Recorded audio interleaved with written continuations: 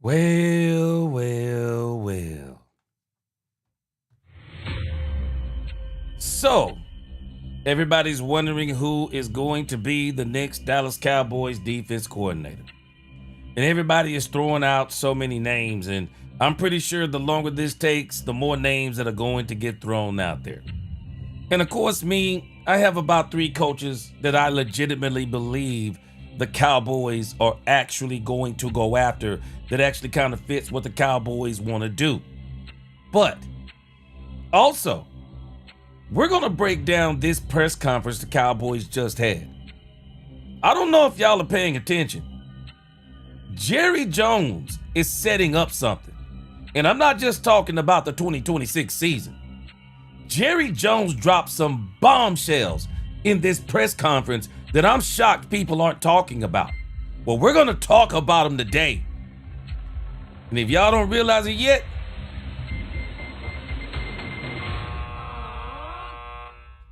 somebody's about to be on the hot seat in Dallas. Yeah! It never stops. We are the Dallas Cowboys fan base. Stand up. Salute.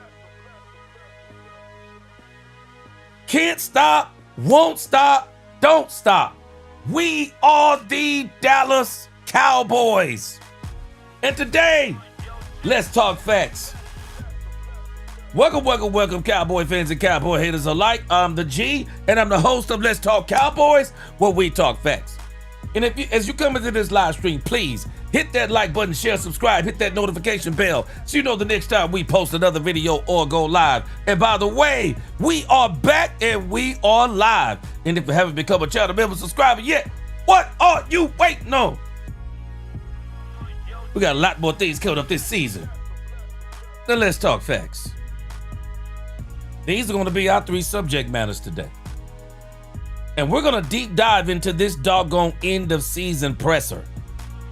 First, we're going to talk about the next defensive coordinator for the Cowboys. I've already narrowed it down to 3 coaches. I've narrowed it down to 3 coaches, and I'm going to tell you why. Also, we're going to deep dive into this doggone Dallas Cowboy end of season press conference. And if we have to, we'll do half of it today. We'll do half of it tomorrow. Then we're going to listen to 105.3 The Fan as they are going to talk about the candidates that are out there for the Cowboys. And I think there's a few things. I think they're going to give us some insight on some things. So we're going to keep it real simple on this Thursday. We're going to talk about the next DC end of season presser. And we're going to talk about the candidates talked about on 105.3 The Fan. Are y'all ready for a great hyped up show today? Let's go. Let's get it.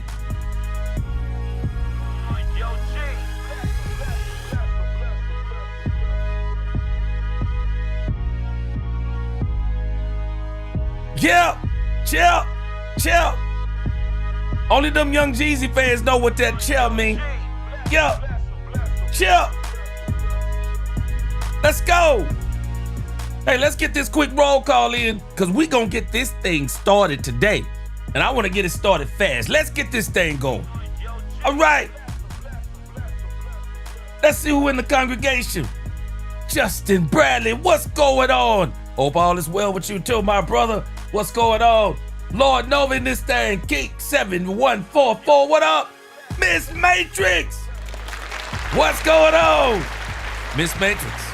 I don't know about you, but I'm excited to see Trayvon Diggs in this Chicago Bears game. Let me tell you something. Trayvon Diggs got an opportunity. Trayvon Diggs, you know what? I say he got an opportunity. Man, Green Bay, this is already in. They're doing this as a favor for Michael Parsons. I don't care how Trayvon Diggs does. I think they're going to sign. I think they're going to go ahead and rework him a contract anyway. I really do. But Miss Matrix, I want to see what he does against the Chicago Bears. Ty Howard, what's going on? My sister, the Queen. What's going on, Queen? Caitlin, what's going on? Brandon, come up in this thing. What up? It is the True Texan. What up, True Texan? Oh, I got something to tell you about letting him pick his own DC. Brandy, what's going on? Yeah, Brandy, we're going to talk about it today. It is JCT Slice, number one, Dak Prescott fan. I'm number two. What's going on, JCT Slice? Let's go. I am him. What's up, I am him? All right, he said, I think Mike McDaniels as OC would be a game-changing move. Hey, you know what? Unfortunately, I don't think the Cowboys going to do it, but I wish they would. Chris Dunaway in this thing. Oh, Jerry going to keep his word. Jerry tried to get him one before he get up out of here. Yes, sir. I saw this today, Indy Jones. I think I got something on that. I'm going to talk about that also. Bumpy, Bump TY5X from the 903. That's where I'm from. What's going on? The 903.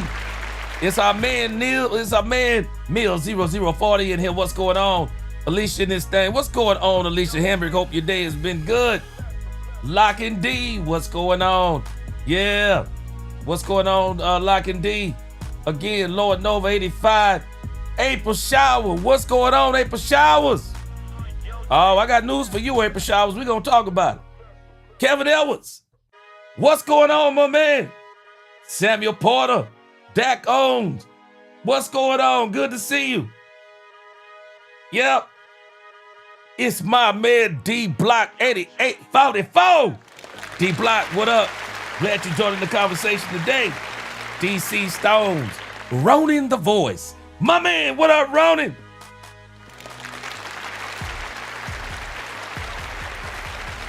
Trey Font Leroy, let's go. What's up? Stephen River, what's going on? It is JG for real. Paris, what's going on with you? Lynn from the 903 again. What's going on? That's my stomping ground.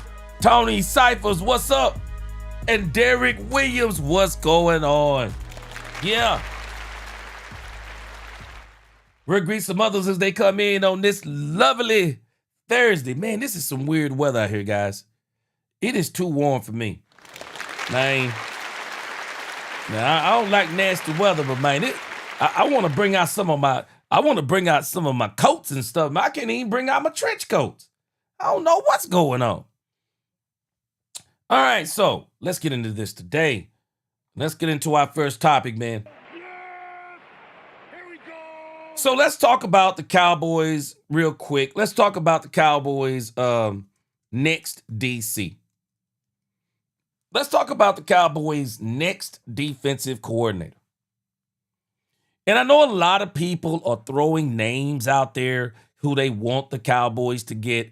Let me give you a quick update real quick. Blogging the Boys, they have got they've got an around the clock update going. So it looks like the Cowboys have kind of started reaching out and started trying to request some candidates. Jonathan Gannon, it says here, potential candidates, Jonathan Gannon, Jeff Ulbrich, and Raheem Morris. Mike Rudenberg were listed as names to watch by 105.3 The Fans' Bobby Belt.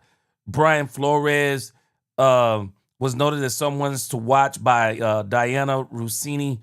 It says here also the Cowboys have requested permission to interview Minnesota defensive pass game coordinator Durante Jones. If I'm not mistaken, the Cowboys have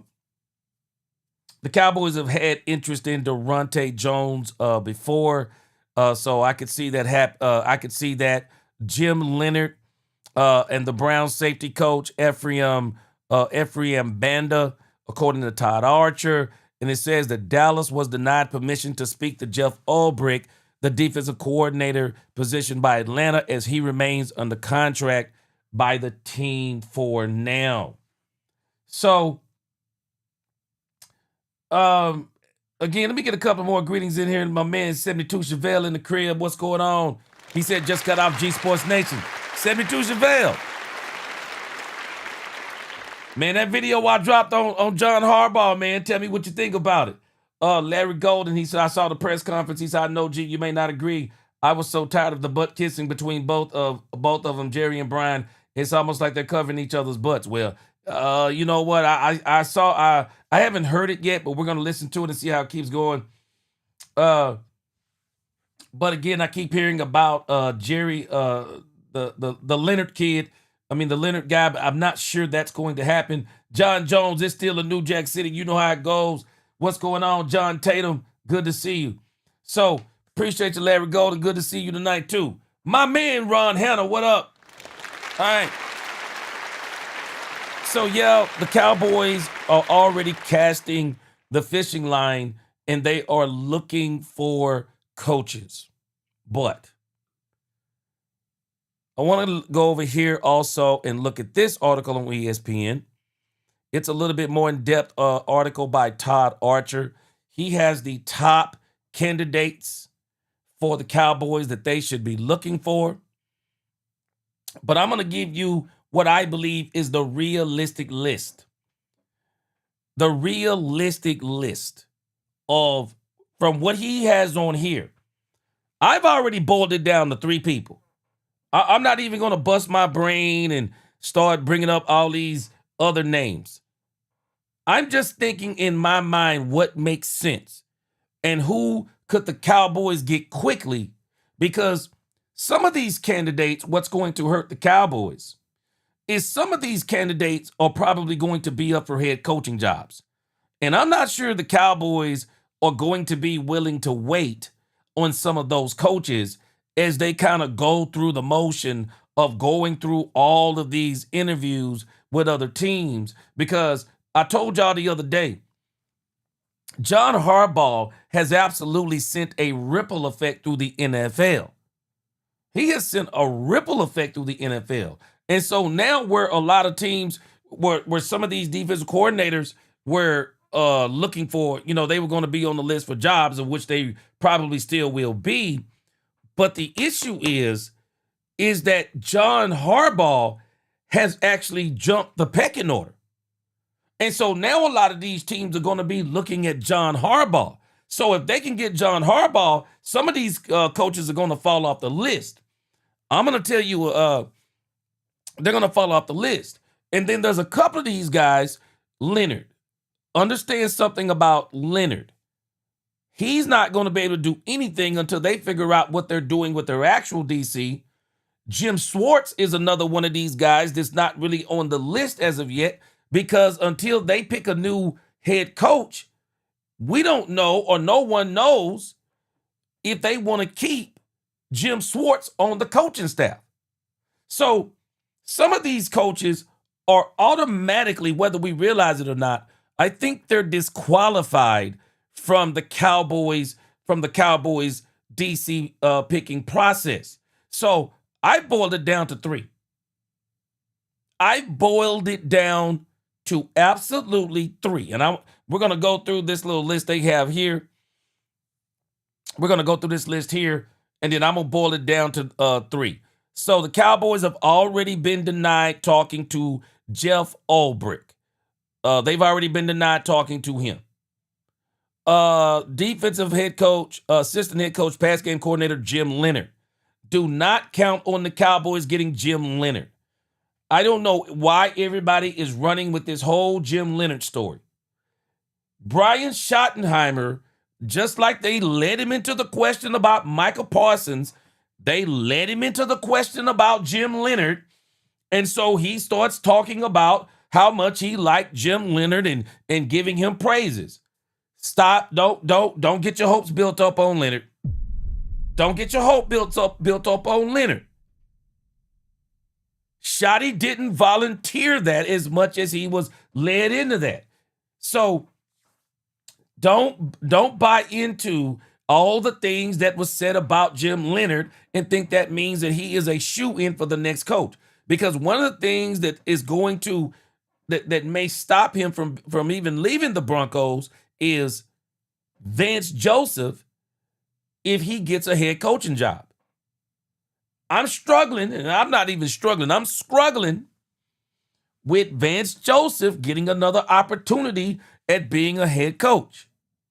But at the same time, the Denver Broncos, if I'm the Denver Broncos, I'm literally going to hang on to Jim Leonard until I find out what's going on with Vance Joseph. I'm going to hang on to him. So we'll see if Leonard is even out there, because I don't know the whole story on the Leonard thing, but I understand, as it says here, it says he has spent the past 2 seasons with the coach Sean Payton and the Denver Broncos. He was given the assistant head coach title in 2025. He has been high on the Cowboys list before. If Broncos coordinator Vance Joseph earns a head coaching opportunity, many expect Leonard to take over the role there. And so this is what they're going to have to wait on.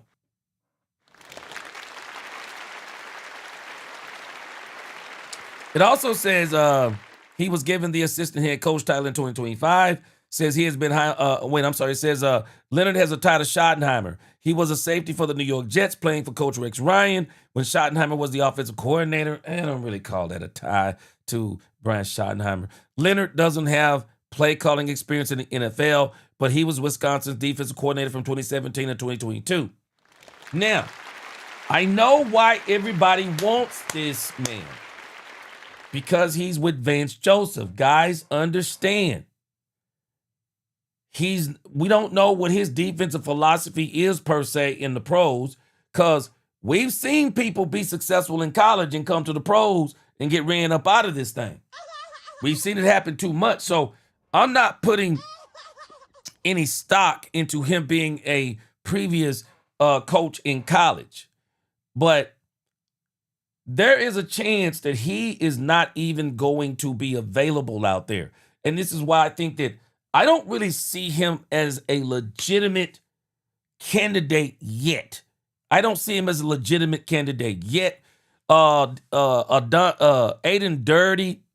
Durd, it says he was the Cowboys defensive line coach under Quinn and left in 2024 to become the Seahawks coordinator under Mike McDonald.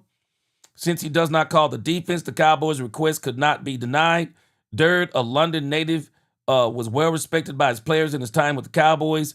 Having spent 2 seasons with McDonald should expand his background, but will his lack of play calling experience work against him? I don't think the Cowboys are going to be looking for him. I really don't think they're going to be looking for him. I don't. I'm about to boil it down to what I think the Cowboys are going to do. And some of y'all might like this and some of y'all might not. And don't get too in your feelings about it. Doesn't mean it's going to happen or not going to happen. But I'm going to tell you why I believe the Cowboys are.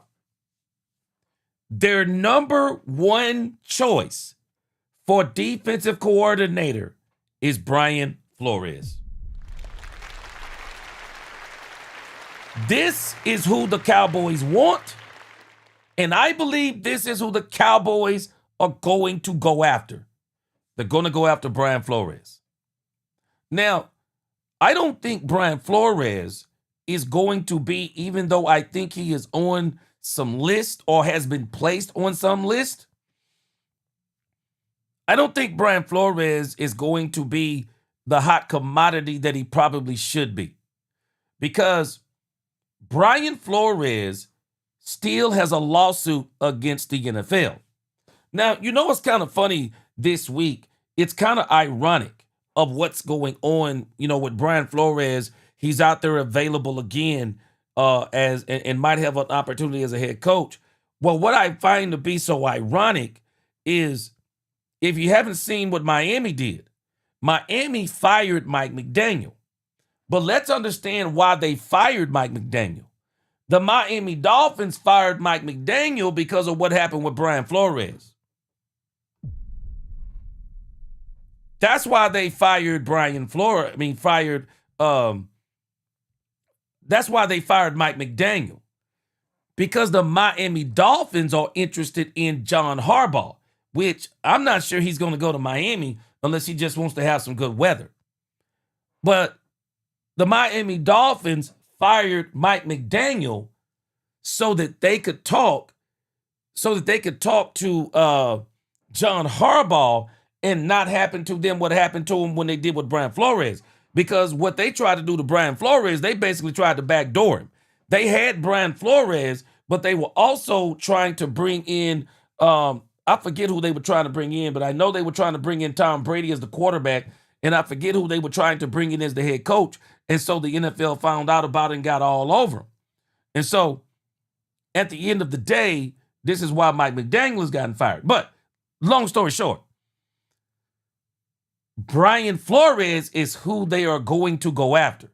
And I do believe that if all the candidates out there, Brian Flores is exactly who the Cowboys need. Bar none, this is what the Cowboys need. The Cowboys need Brian Flores. Brian Flores is that coach that would bring a jolt to the Cowboys. Brian Flores is that coach that would not be afraid of Jerry Jones. Brian Flores is that coach that would command respect, would command respect and demand respect for the game by his players. Flores would hold the players accountable. Brian Flores is actually the head coach. Is the defensive coach that the Cowboys absolutely need.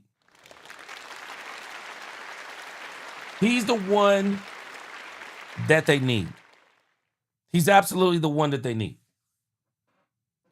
Now,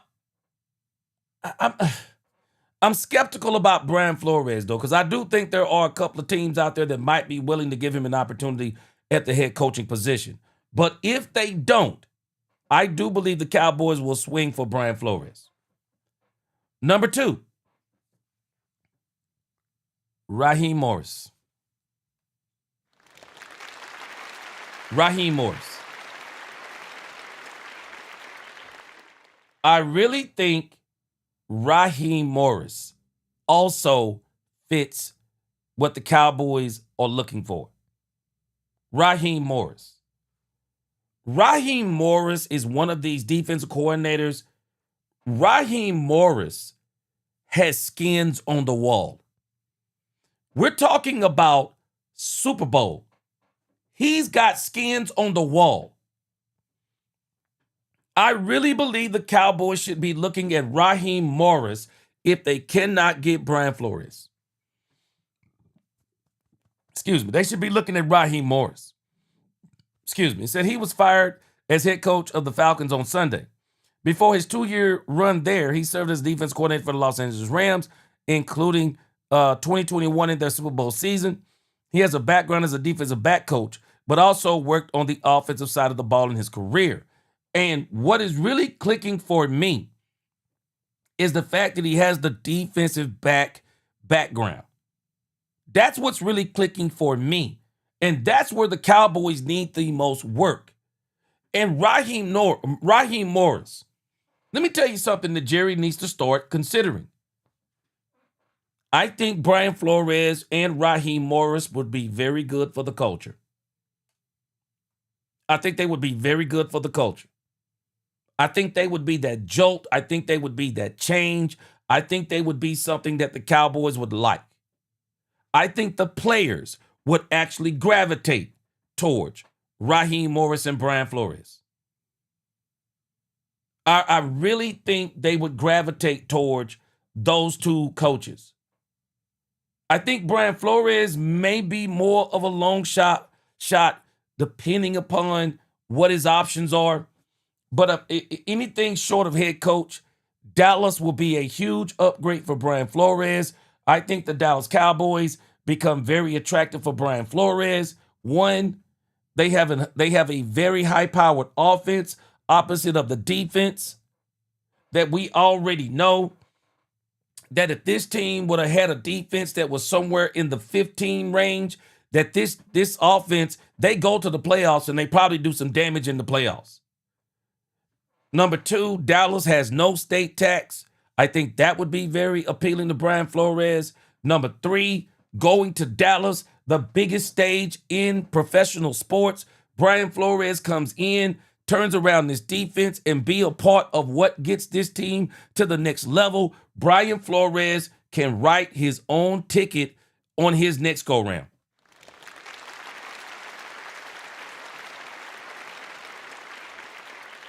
So I do think that they're going to seriously make a run at Raheem Morris also if they can't get Brian Flores. And then finally, I've narrowed it down to these 3 because I think they fit what the Cowboys want to do. Jonathan Gannon. Jonathan Gannon is a loose cannon and a dog. Jonathan Gannon and Brian Flores, to me, are similar. If the Cowboys can't get Brian Flores or Raheem Morris, I think they should go for Jonathan Gannon. Jonathan Gannon is going to be probably, I think he's going to be another one they go after. We'll see. And, the Cowboys are saying they don't want to continue to go after the ex-head coach. Yes, they do. Yeah, they do. And for a good reason. Brian Schottenheimer is a second-year head coach. You need somebody that can totally take over the defense to where Brian Schottenheimer does not have to come into the locker room, come into the defensive room again. You don't want somebody who can't take care of the defense. And what Matt Eberflus showed was Jerry should have been cautious about Matt Eberflus because Matt Eberflus had totally lost the team over there in Chicago, came to Dallas and did the same thing. But when you think about these three coaches, Brian Flores did not lose the locker room. Raheem Morris did not lose the locker room. His GM kind of made some mistakes, I believe, on personnel and things of that nature that kind of sold Raheem Morris out. Jonathan Gannon, man, let me tell you something. Bro, this dude was cooked from the beginning. If Kyler Murray is your quarterback, bro, you cooked. I don't care who you are. Bro, you cooked. You are cooked if Kyler Murray is your quarterback. Man, ain't no way I'm picking a quarterback that's 5'6", man. I'm not doing it. Not doing it, man. Never would have took the job. I never would have took the job in Arizona if Kyler Murray. Man, sometimes these guys want to be head coaches so bad. But I would have been like Ben Johnson. Bro, you got to be willing to turn down some jobs to get the job that you wanted. Man, I'd have turned that Arizona Cardinals job down every day of the week. If there was no way you could be successful. There was no way you could be successful with Kyler Murray. And this, in the grand scheme of things, I want us to think about this. Personnel matters. Personnel matters. All of this is going to also be predicated on the personnel that's brought in for these coaches. These coaches alone are not going to turn this defense around. This defense needs an entire overhaul. But again, it's got to start with they got to get the right coach. And this is why Brian Flores, for me, he sticks out like a sore thumb. Because I don't even think Shotty will not be able to control Brian Flores. And that should be exactly what they want. They should want somebody like Brian Flores. Absolutely should bring in Brian Flores. But again, I do believe the Cowboys are going to narrow it down if they can't get Brian Flores. I'm just thinking about how I'm putting myself in the mind of the Cowboys. And I do believe that if they cannot get Brian Flores, Raheem Morris, and Jonathan Gannon are going to be the two coaches they're going to go after, because I do believe they fit what the Cowboys want to do. All right, let me read some comments here. I've been seeing some comments that almost threw me off of what I was trying to say here in my diatribe here. Oh, sorry, in my soliloquy. Let me see here. So let me just address some things without going backwards, because I keep hearing all of the discussion about Dak Prescott. Nobody in their right mind is making, and I know people speak out of anger, but Dak Prescott is not the problem. Dak Prescott is not regressing. If you call what Dak Prescott did regressing this year, I'm starting to question how you look at this game. Because Dak Prescott got the most votes for the Pro Bowl. And a lot of the peers of Dak Prescott, coaches, players, even GMs, are out there talking about how incredible Dak Prescott was this year. Dak Prescott was nothing short of phenomenal. But what failed Dak Prescott is everything around him. Everything around Dak Prescott failed him.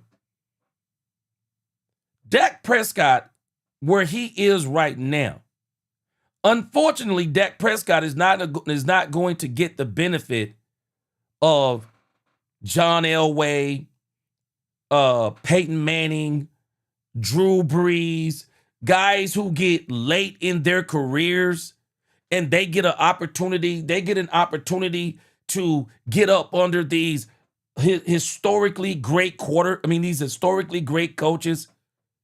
Peyton Manning got the opportunity to be up under Tony Dungy, then got the opportunity to go to a Denver Broncos team that absolutely carried him. The Denver Broncos carried Peyton Manning.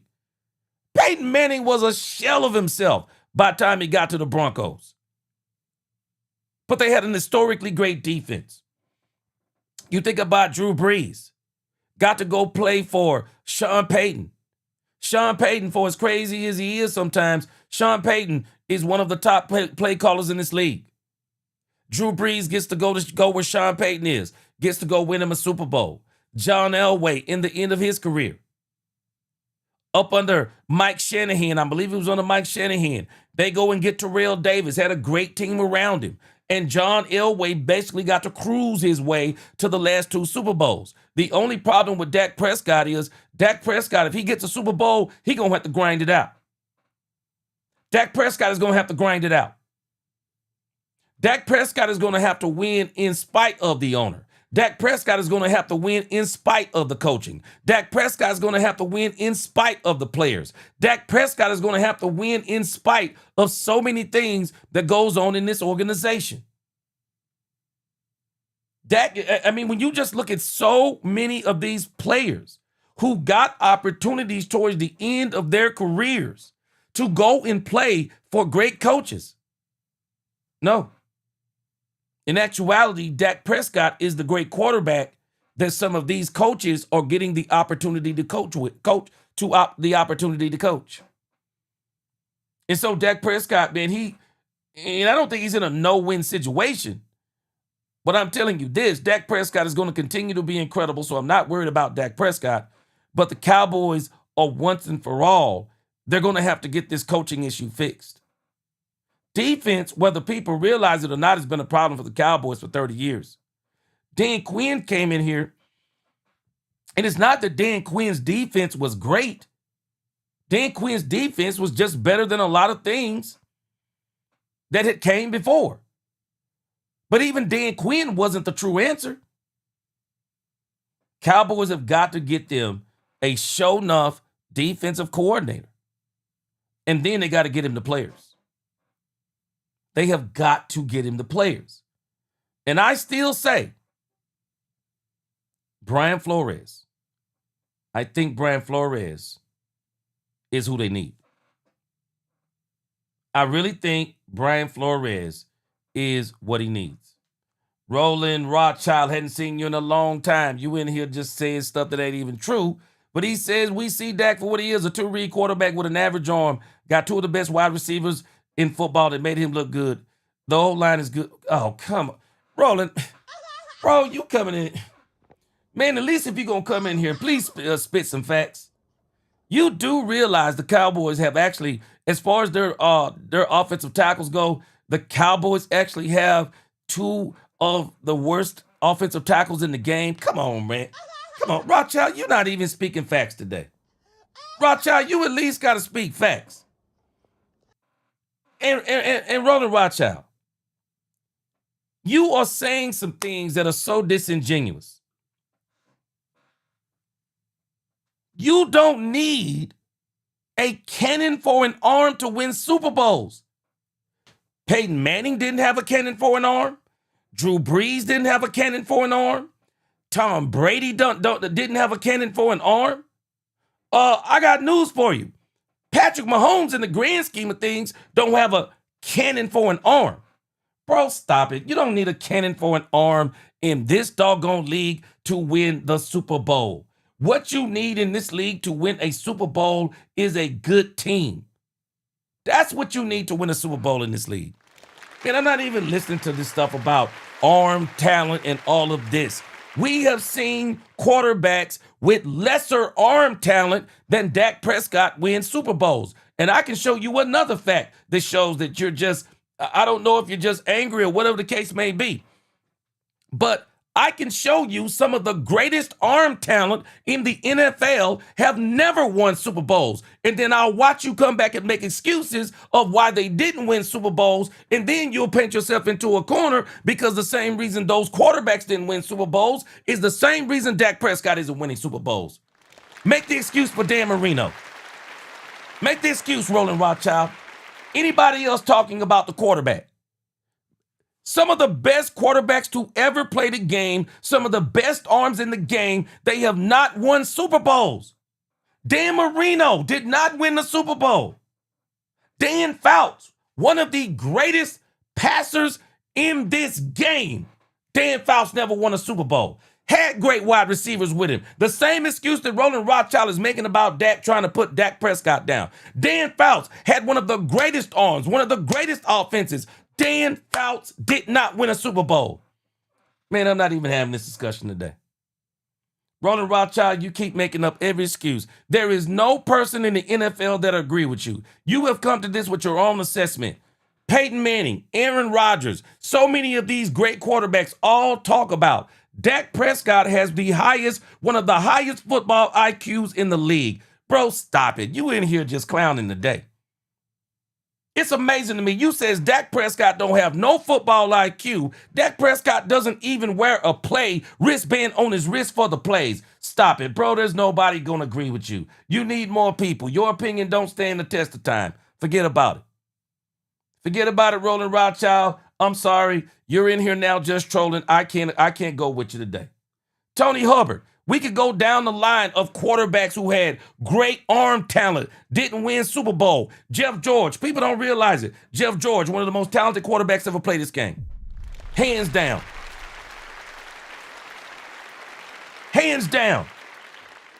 Hands down, Jeff George. I'm going to give you another one. Michael Vick.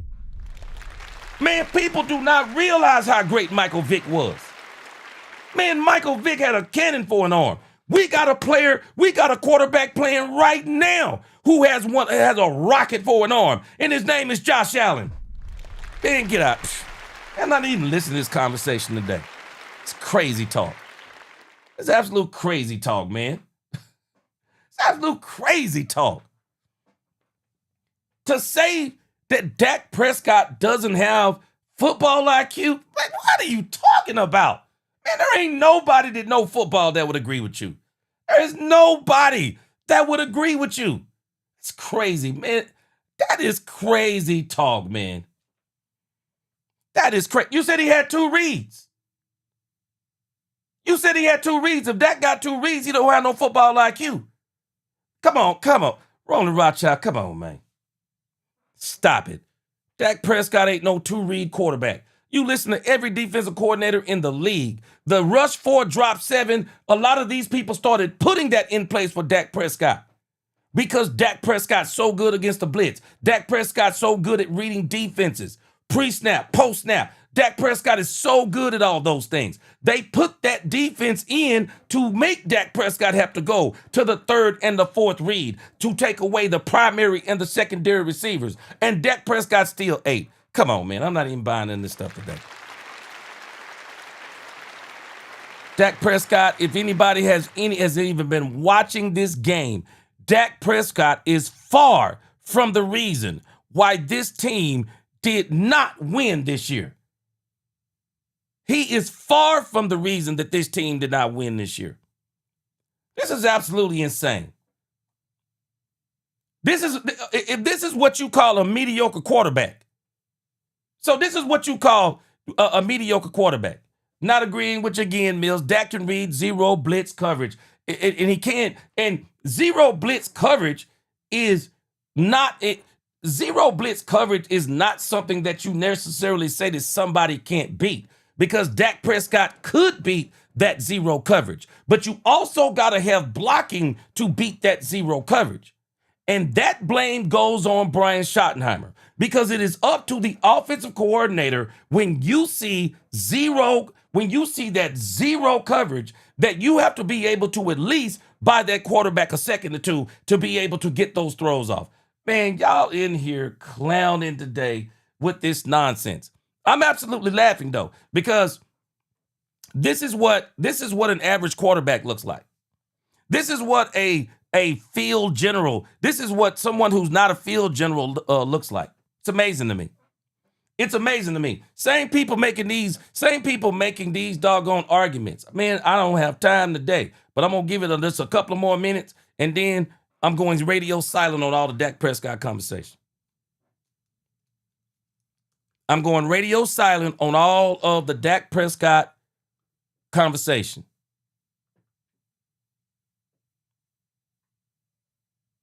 Because what you're saying is absolutely talked out of emotion rather than facts. So I'm laughing at these people who talk like this. And the reason why I'm absolutely laughing is because when I look at the top 6 teams in the playoffs, name me which one of them quarterbacks is, quote unquote, the field general, the great arm, the great IQ, can beat the cover zero. You name me in these top six teams. Tell me the field general quarterback. Bo Nix and Drake May and Trevor Lawrence and Sam Darnold. Caleb Williams and Jalen Hurts is not even on the radar as a quarterback right now. None of these quarterbacks in this playoffs, and this destroys your whole argument. What got these quarterbacks to the playoffs is their teams and their coaching. Not buying nothing you're talking about. I'm going radio silent on this Dak Prescott conversation. You get timed out, you get timed out. It's stupid talk. We're not going to be dealing with Dak Prescott today. That's not what this is about. None of these quarterbacks in this playoffs, there is only one quarterback in this playoff right now that anyone could argue is better than Dak Prescott, and he's an old quarterback too. His name is Matthew Stafford.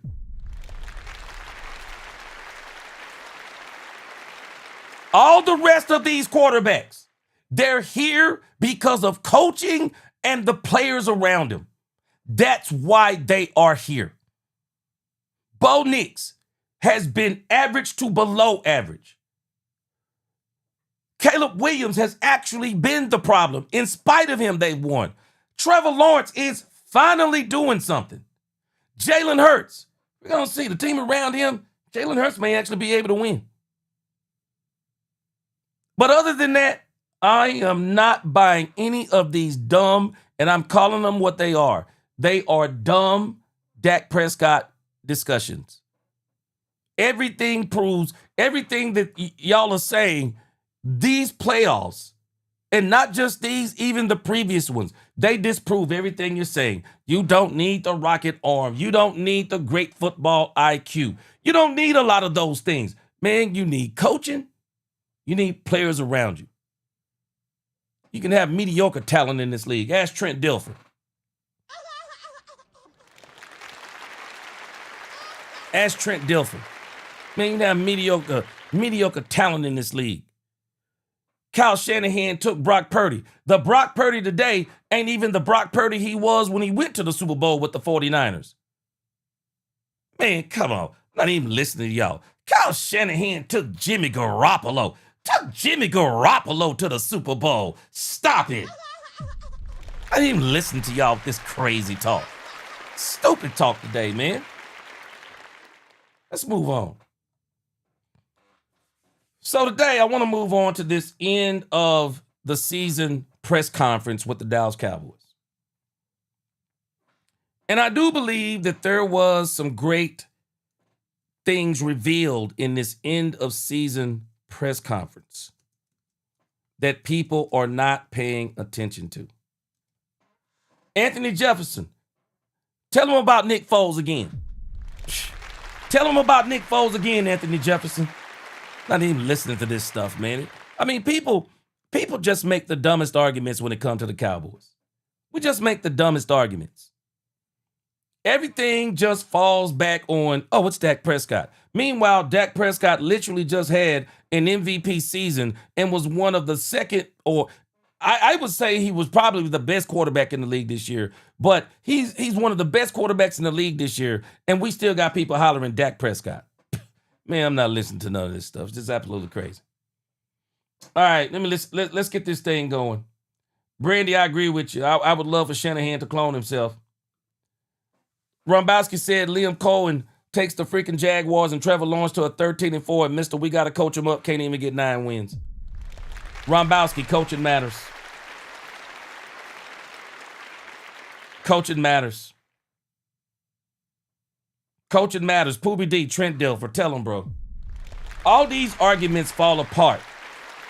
Coaching and players around you matter, man. Just because you pay a quarterback $60 million doesn't mean he has to do everything for you. Star Guardian X said, I just want the Cowboys to finally get the DC right. You know, let me say this. Let me read your next one here. Star Guardian X. He says, I think the Cowboys getting Leonard. The criteria shot he listed yesterday, checked every single box of his. Still hoping for Flores, though. Star Guardian X, I'm going to tell you the truth. I heard the criteria. Man, that's the criteria. Man, you know, people made such a big deal out of the criteria that Shotty brought up. Man, that's the criteria for any coach. Man, the dude really just he really didn't say anything that made me go, wow, yeah, man, that's something they really ought to be looking for. No, man. No, I mean, he didn't say anything that, he didn't say anything mind-blowing. I mean, of course.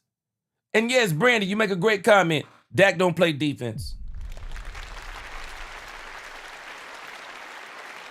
But again,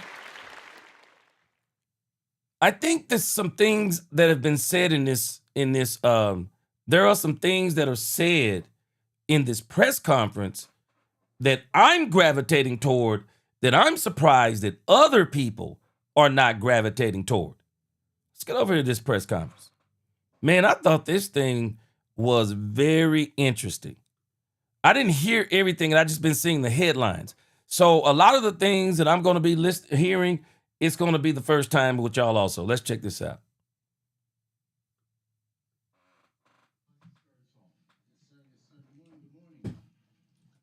Morning. Morning. How you doing, man? Morning. How you doing? Calvin Watkins of the Dallas Morning News.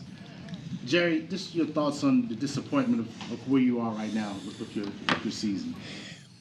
Well, this is the first time in my life I've ever been disappointed.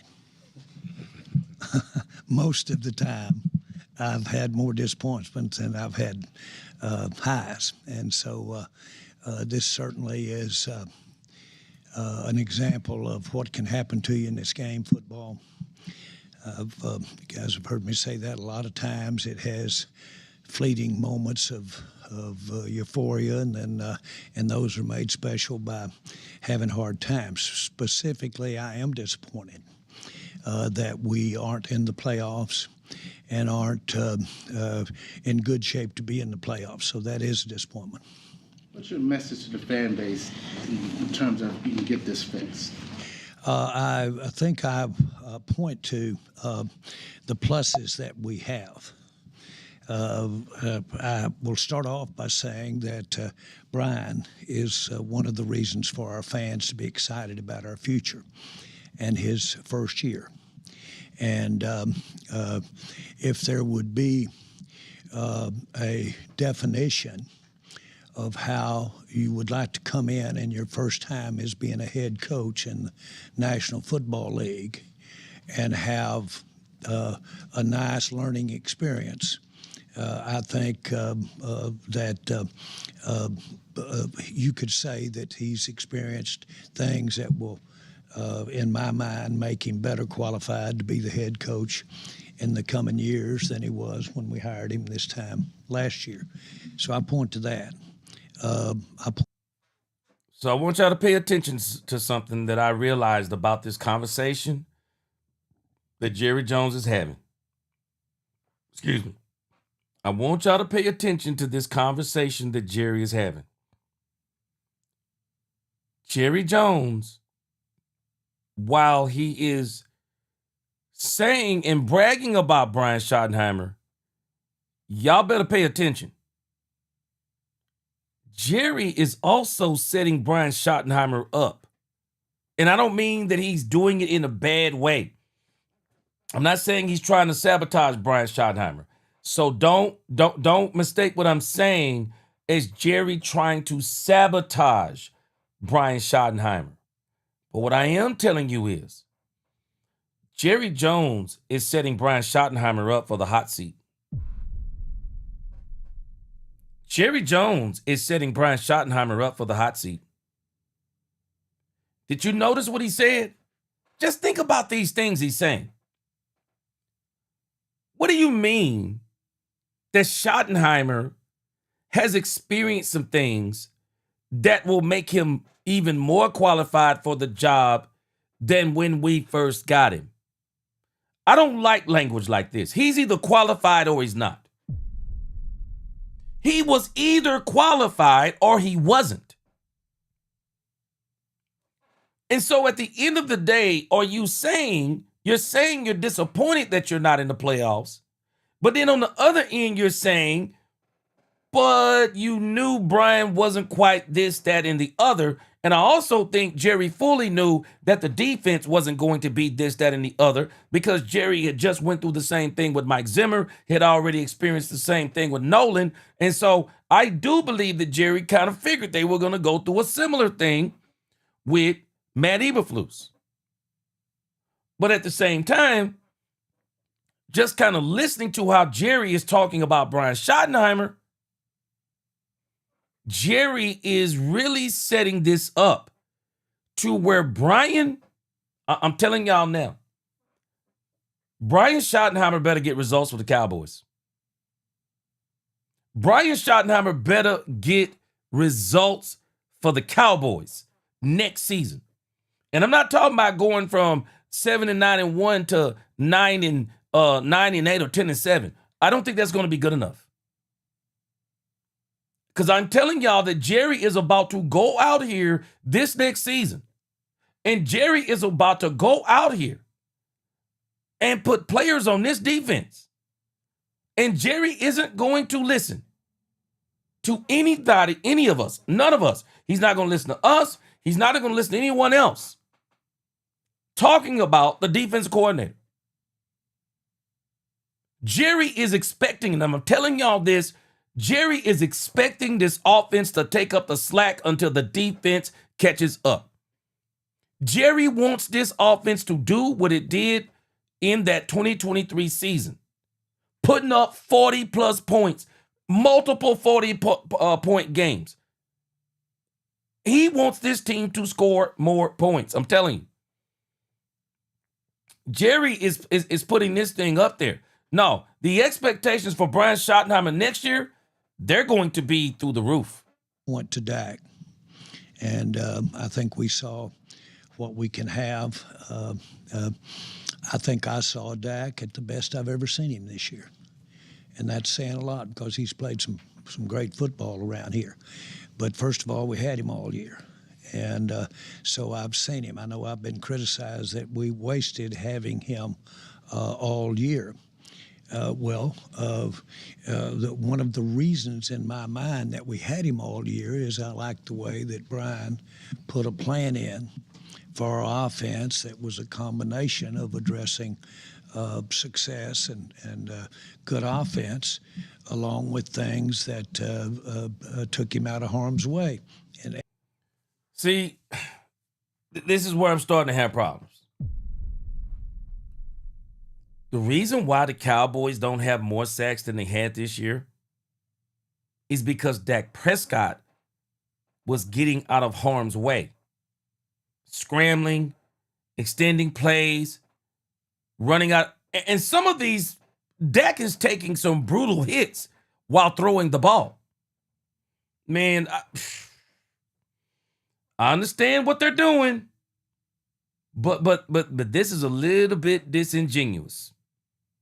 This is a little bit disingenuous as it applies to what he is saying about the plan that Brian put in place to protect Dak Prescott.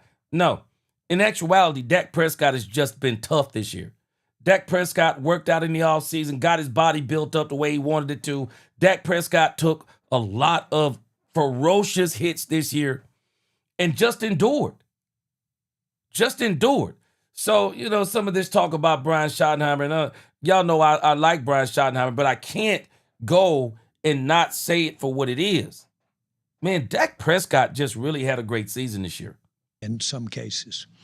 And so in a lot of cases, specifically, that was thought about, discussed, and planned going forward.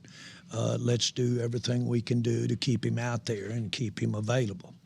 And so that worked very good, and you see the results that he had there. I think that some of the coaching that we had in our team was outstanding from the assistant coaches, and he's going to speak to that, I'm sure. But I will tell you, from my perspective, I saw things to get real excited. I want our fans to know I saw some things to get real excited about the abilities that we have of our coaching. I would like to remind everybody that a fact of life in this NFL is availability, and that can go over into the coaching, because if you have a lot of success, you're replacing coaches. You're replacing them all the time. Detroit lost their 2 coordinators last year. So you have, it's nothing new. The sun's coming up to be sitting each year looking at replacing a coach. The system in the NFL is designed for coaches to have the best chance to move on. And that happens. And whether you're doing it really good or whether you're doing it really bad, that can happen to you. We've got to do a better job of when we have a change that needs to be made, for if it's our own volition or somebody else, we got to do a better job of picking who's going in there. But Brian, again, will be very involved in that process, as we were last year when we made those changes. And we will do a very intense, complete, focused job of replacing where Flus and any holes that are left here because of Flus's job. I think. Now, I want y'all to listen to an answer that Jerry is setting up that he's going to hit on even more, obviously, later on in this interview. Do y'all remember when I brought this question up of, I wonder if Matt Eberflus had a hand in hiring? I said, I wonder if Brian Schottenheimer had a hand in hiring Matt Eberflus? And everybody blew it off and said, no, they didn't. And I brought this up. Me and Chanel was discussing this. Do y'all remember what I told you? Brian Schottenheimer didn't become the head coach until 2025. But Brian Schottenheimer was a consultant on this team starting, I believe, in March 2022. So Brian Schottenheimer has been on this staff. And I asked the question if Brian Schottenheimer had something to do with Matt Eberflus getting hired, simply because why wouldn't they ask Brian Schottenheimer, what does he think about Matt Eberflus? Why wouldn't they ask him? Why wouldn't they ask Matt Eberflus, hey, what do you think about us bringing in? Why wouldn't they ask Brian Schottenheimer, what does he think about Matt Eberflus? And Jerry Jones has just set it up. He just set it up to say Brian Schottenheimer played a hand in hiring Matt Eberflus. This is why I posed the question. Should Brian Schottenheimer hire the next defensive coordinator for the Dallas Cowboys if Brian Schottenheimer is responsible or partially responsible for hiring Matt Eberflus?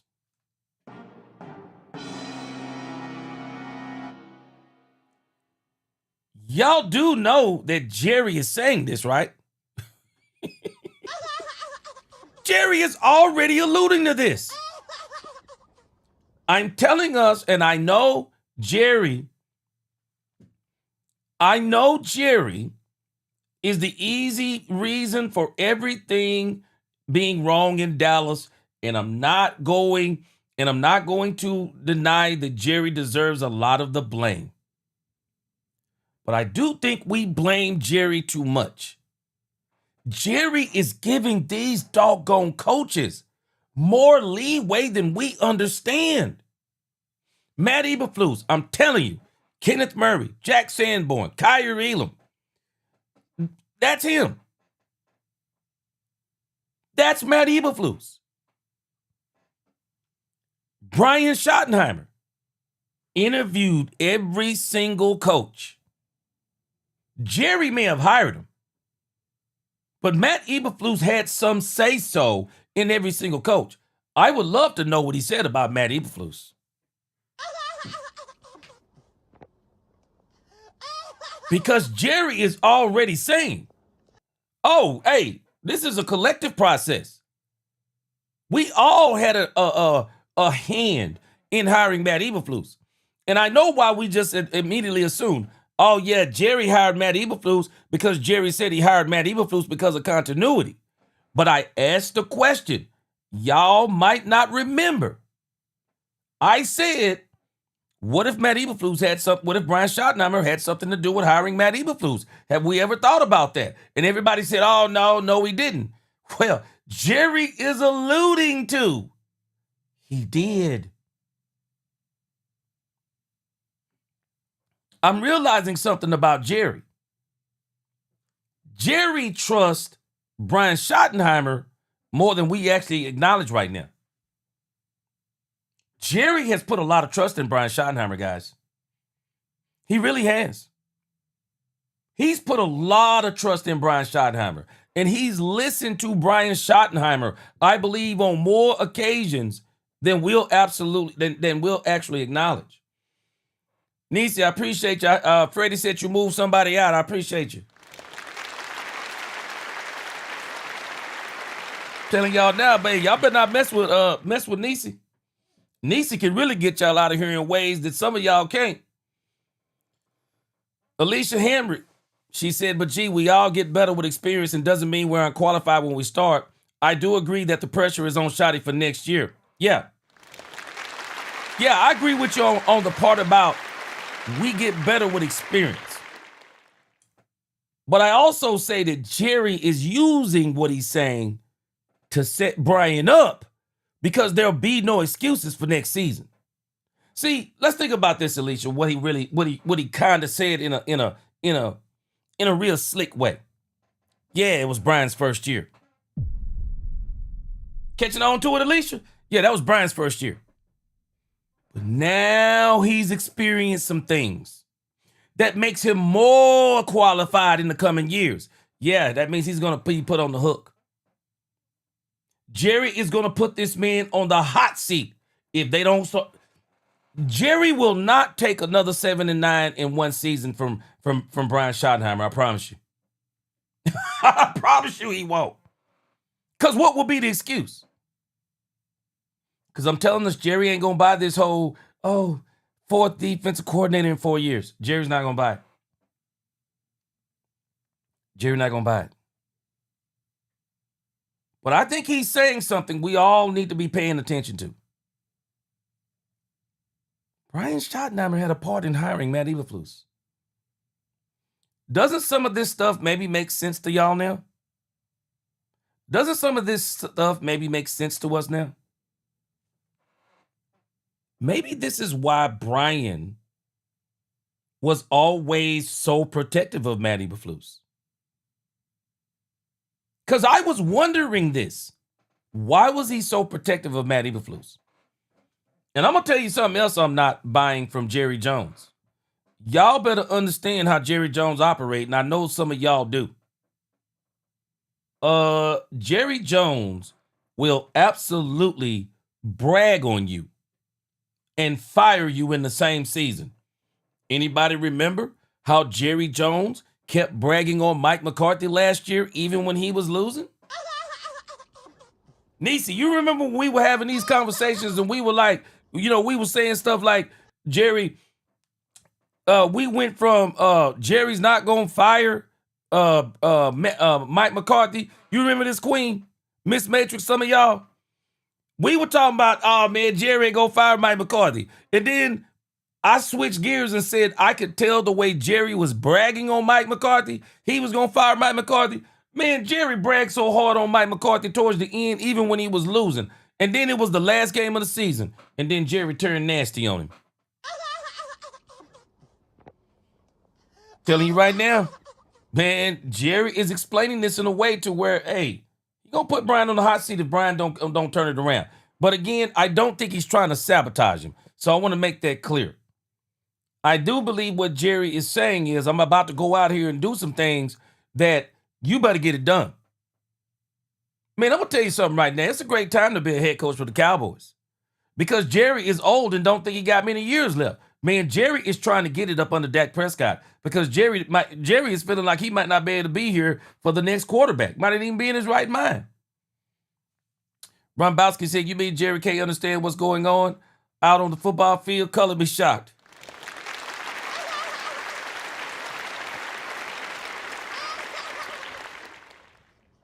Yeah, Nisi, yeah. Defense is a part of the team. Do your job and beef it up. Yeah, I agree. 72 shit. I think he's saying that Shotty didn't hold the coaches for better standards with players. He's too nice of a person. Reason never coached before. Yeah.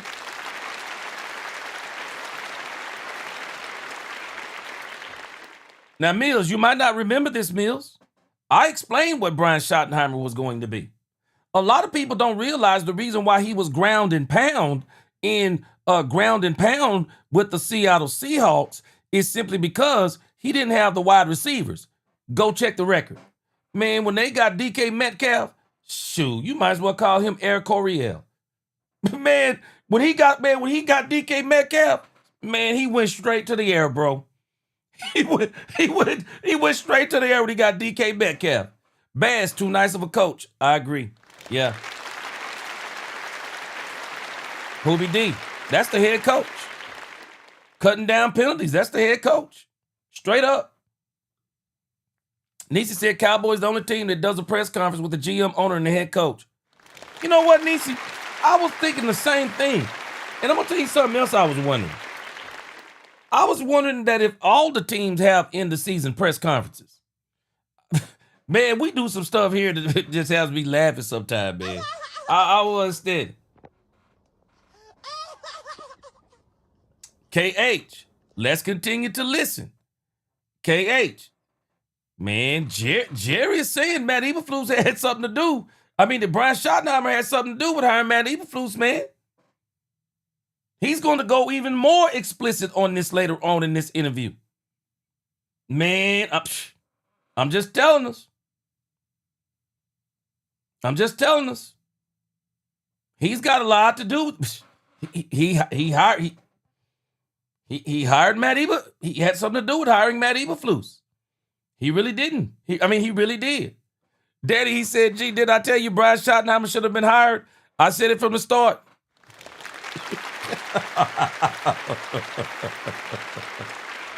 Man, I'm telling us, Jerry is saying something. You know, Posey's in the house tonight. What up, Posey? Posey, let me tell you something, though. Posey's saying something powerful. Shotty has to grow. It's different being a head coach. But I'm going to tell you something, Posey. A wise man told me one time, you know, as I got into management. And when I was in management, you know, I started out, man, I was one of these, you know, I can't say I started out. I was always a nice guy. And it was probably one of the things that made me leave being in that world of management and things like that. Because one of the problems is, an older wise guy told me, he said, hey, man, so let me tell you something.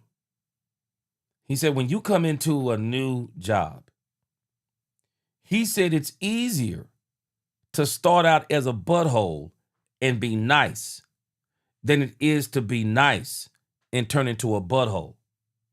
Because if you start out as a hard mean person, and I'm not saying that you're actually mean, but a lot of times people will call a person who they believe in getting the job done and they don't want to have any time for playing and slacking and all that.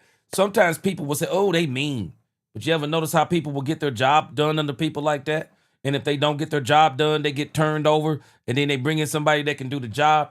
And you'll find out that people, while they may not like those people, they respect those people and they like working for those people because they know that the job will always get done and they won't be left doing somebody else's job, or they'll never be hardly in situations to where they can't succeed. But when you get that nice guy who will let people take extra breaks or let people call in at the last minute when they shouldn't let people slide on write-offs or whatever the case may be, leaving people short-handed, people looking at them like they like this person more than the other person. And really the most egregious part is that things don't get done. Things get left undone because they allow people to do that. Now, I wasn't that type of manager, but I'm saying, but when you're sometimes that really ultra nice guy, you get people sometimes who will try to even run over you and do different things like that. And so this is why I keep saying Cowboys need a jolt. Brian Flores would be the perfect defensive coordinator for him. Because Brian Flores would be that guy who would come in with the no-nonsense stuff. He wouldn't be putting up with a lot of the stuff that they've been had going, in particular on the defense. Rombowski said the fact that Flus got fired on day 2 was shoddy. That I've got no doubt. It was reported Jerry wanted to drag it out for 10 to 12 days. So on that account, I think Jerry's listening to shoddy. And Big Rombowski, let's think about it. So that tells me also, Rombowski, this goes both ways. I'm not going to buy that Jerry listened to him on firing him in on day 2 and didn't listen to him on hiring Matt Eberflus. Not buying it. I'm not buying it. That's why I was asking the question before. I'm not buying that Matt Eberflus didn't have something. I mean, Brian Schottenheimer didn't have something to do with hiring Matt Eberflus. And I'm telling this right now, he's going to have something to do with hiring this next defensive coordinator. And I see people all the time saying, Jerry need to step out the way. Man, I think Jerry has stepped out the way more than people understand. I think he stepped out the way more than people can understand. So now I want you to think about this in a different mindset. And we'll talk about this more as this keeps developing about Brian Schottenheimer. Now it makes even more sense. Maybe that's why Brian Schottenheimer decided to go into the defensive room.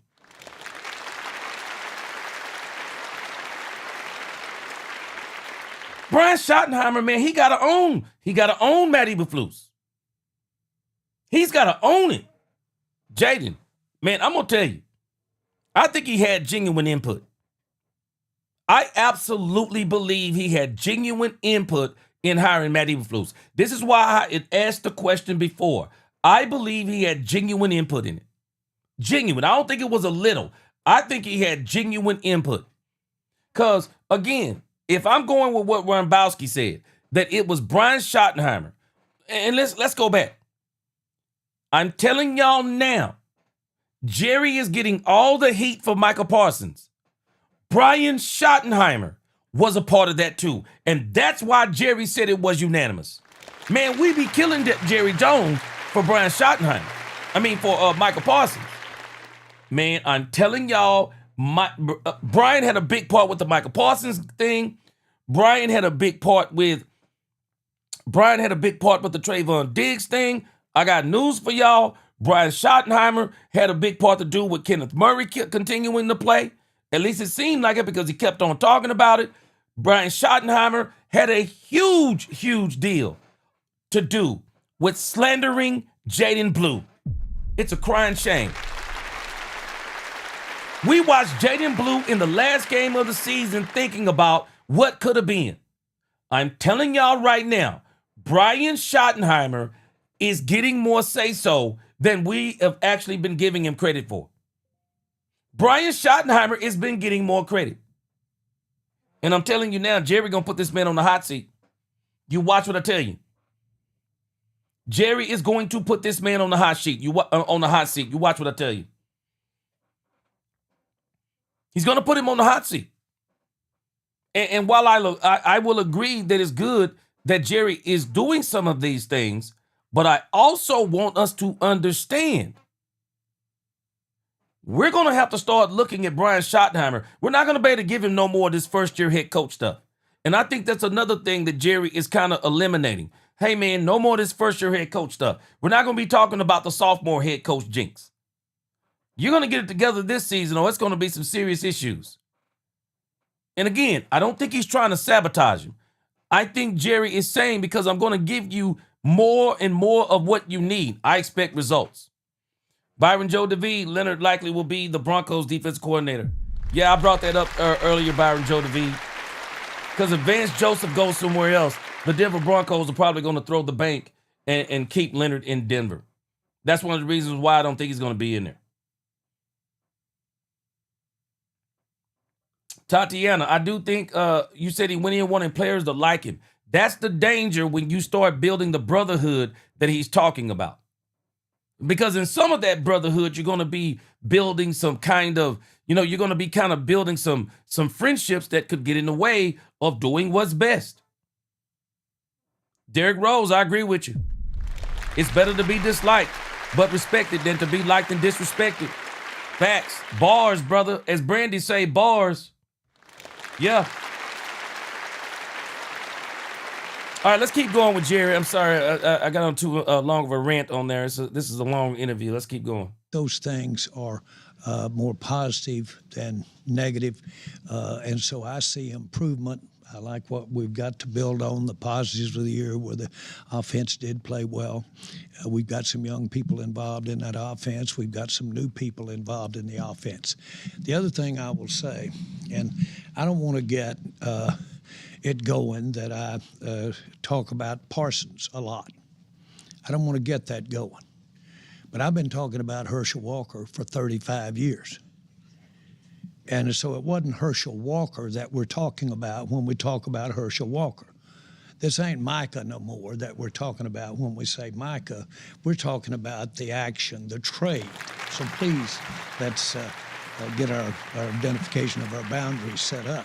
Lisa Worley in the building. The very best of what we were trying to get involving the Micah Parsons trade is all out there ahead of us. It's all ahead of us. We've got some of it on the field already. We're going to get more of it on the field in the draft. The very best of that trade is out there, not the least of which Stephen will address and can address it better than me. No way in the world could we have ever entertained having a player like Pickens for the future if we had signed and had. I know Jerry's going to hit us with all the uhs. The only thing Jerry is telling us is that they're going to sign George Pickens.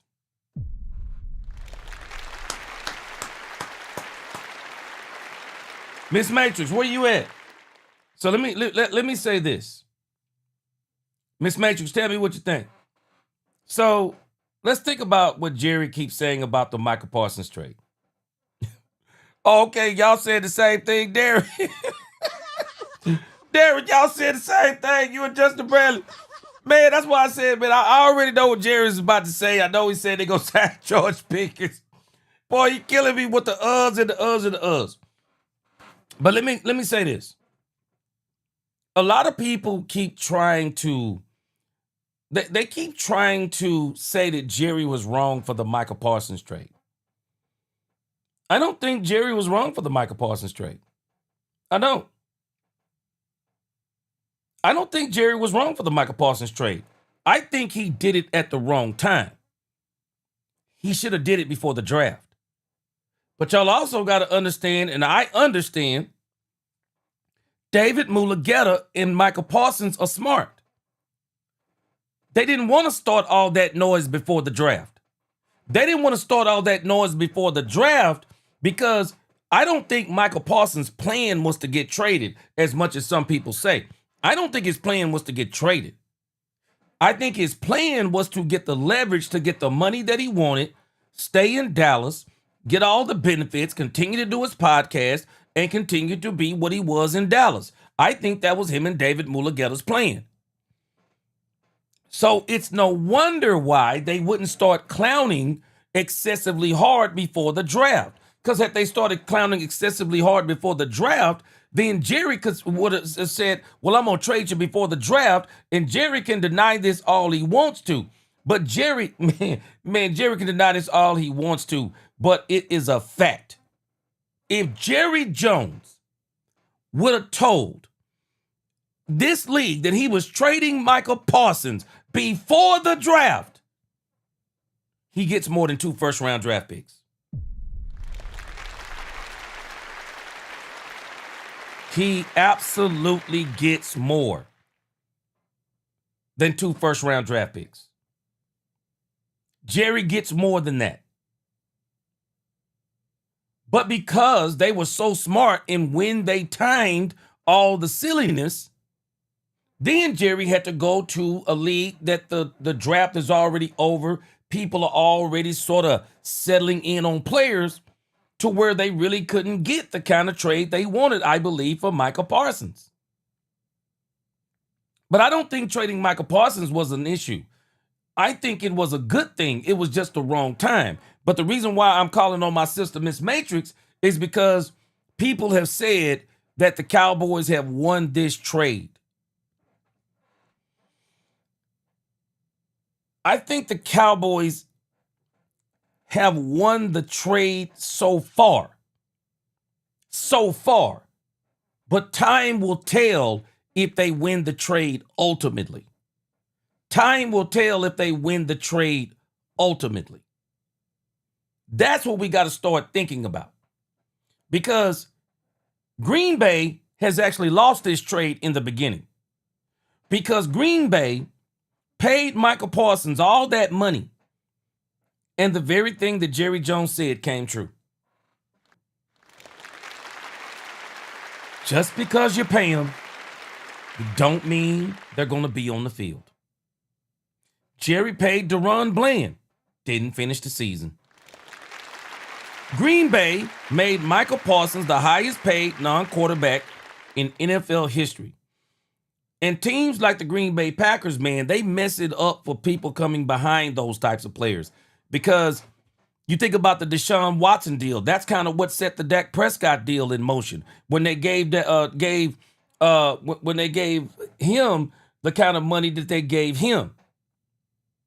But then this could also backfire now because of Michael Parsons. So now the Green Bay Packers have Michael Parsons. They are a worse team than what they were last year. Jordan Love has regressed. They are injury riddled. And even with Michael Parsons healthy, they still were not on a trajectory to necessarily be better than what they were the previous season of getting 11 wins. So in the grand scheme of things, not only will they not have Michael Parsons in the playoffs, they will not have Michael Parsons at the first half of the season to help contribute to them getting to the playoffs. So the reality of the situation is the Green Bay Packers are basically going to pay Michael Parsons for an entire season that he's not going to play. So on the back end of this with the Cowboys don't have an injured Michael Parsons. They don't have a Michael Parsons contract. They've been able to sign some players. They got Quinnen Williams. I'll say they got Kenny Clark in a sense. Kenny is going to be great going forward, but Quinnen was the prize. The Cowboys were able to get Quinnen Williams. Now they have another pick that's going to be a top 20 pick. And so what is ultimately going to determine whether or not this is a Herschel Walker type trade that the Cowboys made with the Green Bay Packers is who is this number 20 pick going to be? Who is that pick going to be? Because that pick has got to be one of those picks, along with Quinnen Williams, that turns the tide for this team to where this team next season is playing the Green Bay Packers in the playoffs. So in theory, Miss Matrix, tell me what you think. In theory, same thing with the Herschel Walker trade. A lot of people thought the Cowboys were dumb when they made the Herschel Walker trade. The Herschel Walker trade for the Cowboys took about 2 to 3 seasons to really come to fruition. It took time for it to come to fruition. It took time for the Cowboys to work through all of the things that they got from the Herschel Walker trade. So, in theory, in the beginning so far, the Cowboys have won the Michael Parsons trade. And it's hard to deny it. It's really hard to deny the Cowboys won the early part of the Michael Parsons trade. The question is, we got to see how it turns out over the next 3 seasons, because Parsons got a 4-year deal, so they're going to miss him basically for one of those seasons, so he'll be back next year half a season. And then the Cowboys, we got to see who the next player is they're going to get with the other draft pick, and then see how that player develops into the 2027 season. So we're going to see how it turns out. But right now, Jerry has won that trade so far. So far. Dominique said he was wrong, G. He acted off of emotions. I don't think so. I don't think he's the only one that acted off of emotions. I think they both did. But again, Dominique, understand something about Jerry. They all wanted to get rid of Michael Parsons the previous year. It was Jerry who wanted to keep him. Front office included. They wanted to get rid of Michael Parsons. Jerry wanted to keep him. But again, he said he acted off of emotions. Yeah, you're right. Do it before the draft and get more compensation. Yeah. I guarantee you he had no plans of doing that until the sideline incident and Michael going to the media. Dominique Pittman, you're exactly right. And the reason why you're exactly right is because Jerry also had every intention on signing Michael Parsons. Michael Parsons and David Mulugeta had every intention on being in Dallas, Dominique. They both overplayed their hands. They both got too emotional. They both did a lot of wrong things. And Jerry and Michael Parsons, I'm telling you, they are both a lot alike. They are both a lot alike. And that's one of the reasons why it's probably good that he's not here. Jerry liked the doggone, man, Jerry liked all the podcast stuff and all of the drama that came with Michael Parsons, all of the attention. Man, Jerry loved it. But the team didn't. The team didn't like it. Jeremy Bent said Jerry did not want to trade Michael initially. I don't think he did either. But when David Mulugeta and Michael pushed and made the trade request and made his presence toxic to the team, they had to do it, and they forced him to it. Agreed. Absolutely agreed. They agree. I agree. Now, I want y'all to be careful on what you're saying. Be careful on what you're saying. Let Shotty hire his DC. What makes us think now, based on what Jerry said, what makes us think that Brian didn't have? Jerry is flat out saying that Brian Schottenheimer, first he's implying it, and next he's going to explicitly say it. Brian Schottenheimer had a huge say-so in Matt Eberflus. I believe he did. Because you can't tell me that he's had all this say-so and all these other things, but he didn't have say-so in Matt Eberflus. I think he had a say-so in Matt Eberflus. I do. And I'm going to go this far.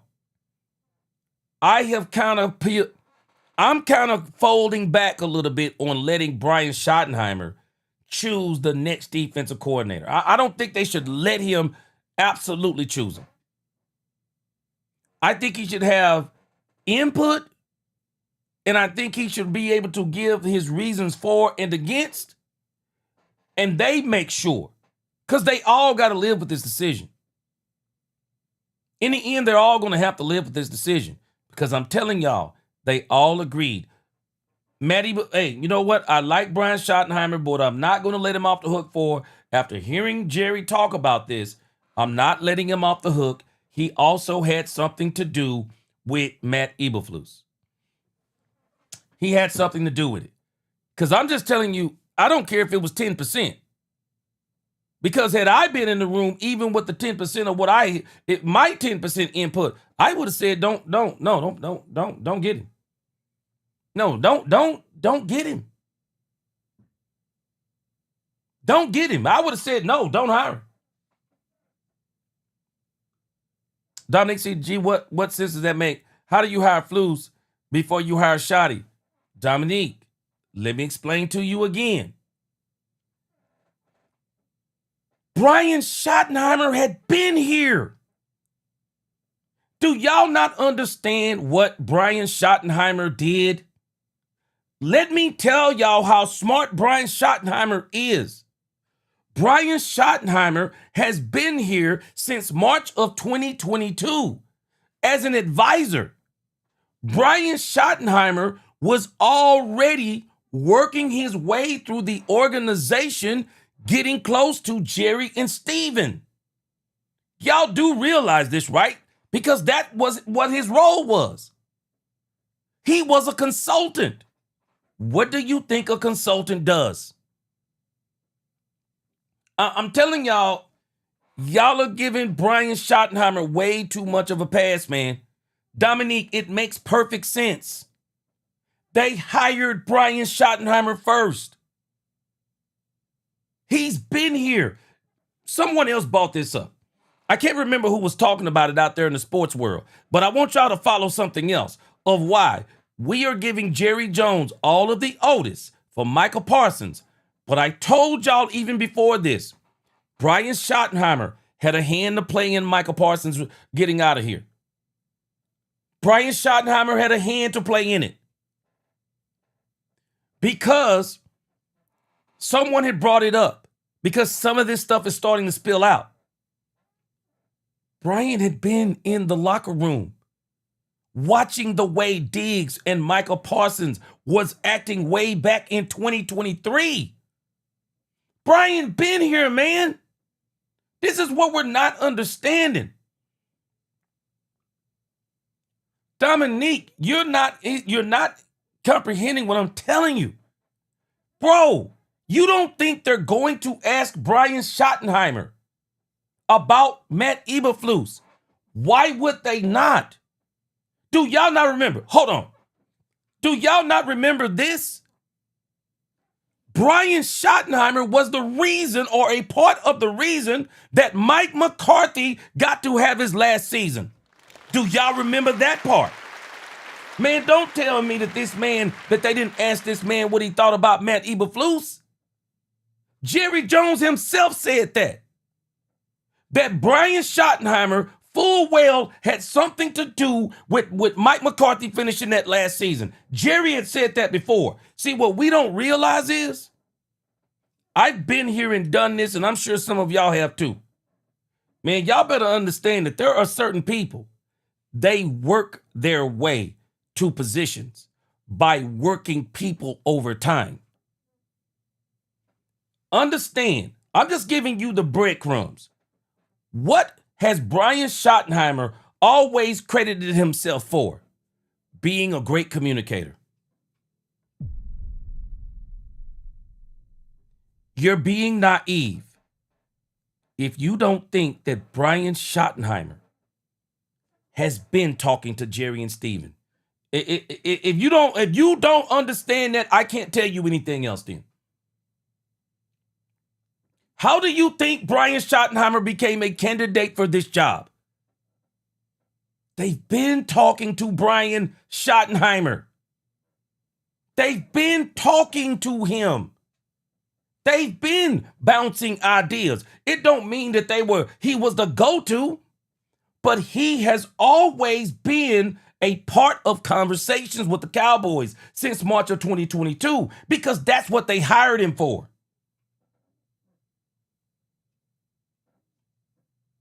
Hold on a second. I don't think y'all are understanding what Brian Schottenheimer's job was. I don't think y'all are understanding what this man's job was. Why would you hire Brian Schottenheimer? So, you ready for this? Because I'm telling you now, I'm going to bring facts to you. I'm going to bring you the facts for what I'm saying. because some of us are just saying it because we want to blame everything on Jerry. And I understand why we want to blame everything on Jerry. But somebody said, so let me answer my man Dominique Pittman. Dominique Pittman said, make it make sense. I'm about to make it make sense. Why would they ask Flus about a coach before he came the head coach? Are you ready for this part, Brother Dominique? Are you ready? I want you to read this and absorb it. I want you to absorb this. Read it. I'll read it out loud as you read it on the screen. In 2022, Brian Schottenheimer worked for the Dallas Cowboys as a coaching consultant.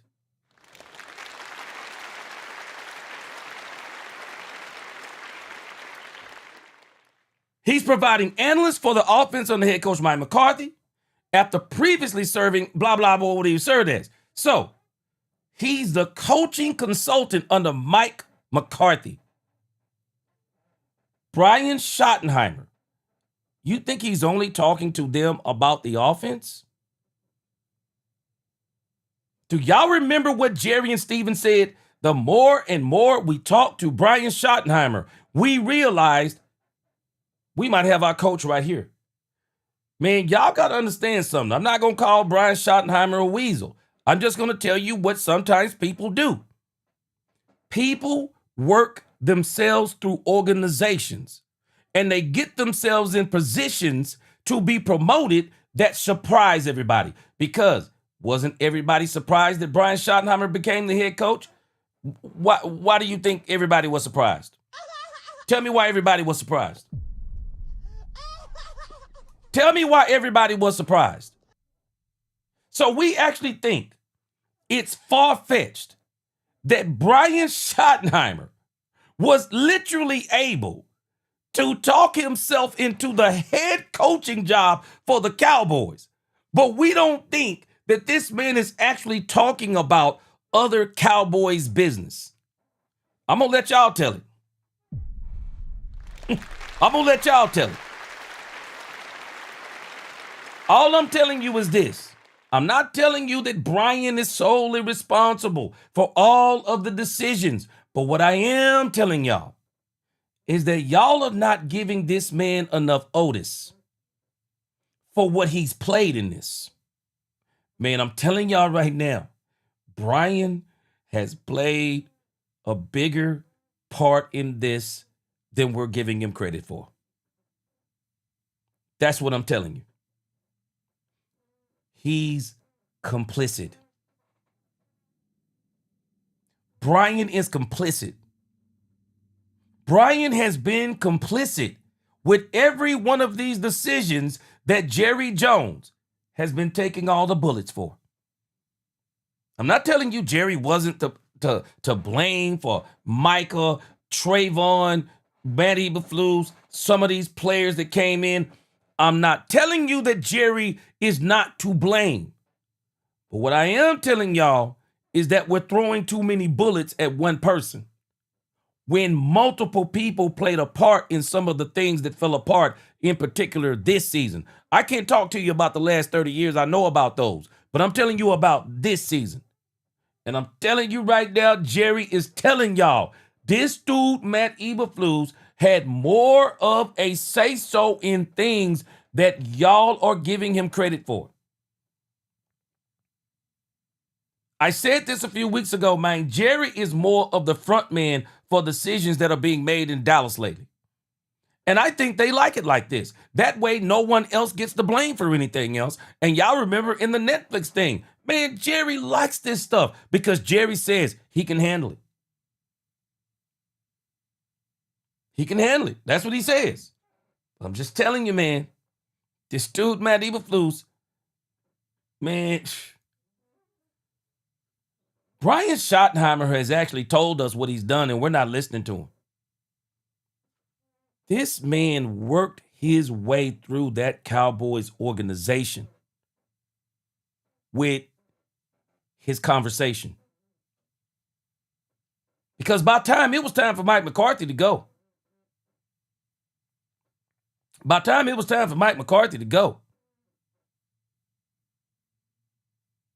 They had full trust in him. Poobie D, you asked a very simple question. If he had that power, why hire Mike Nolan? Because he wasn't the head coach. Mike McCarthy was, and Mike McCarthy wanted Mike Nolan. And Poobie D, you got to realize something at the time. Man, do you realize that Mike Nolan did the same thing that Matt Eberflus did? Was y'all tell me, maybe I'm missing something. Was Mike Nolan bad before he got to the Cowboys? Maybe he was. But was Mike Nolan a bad defensive coordinator before he got to the Cowboys? Y'all tell me.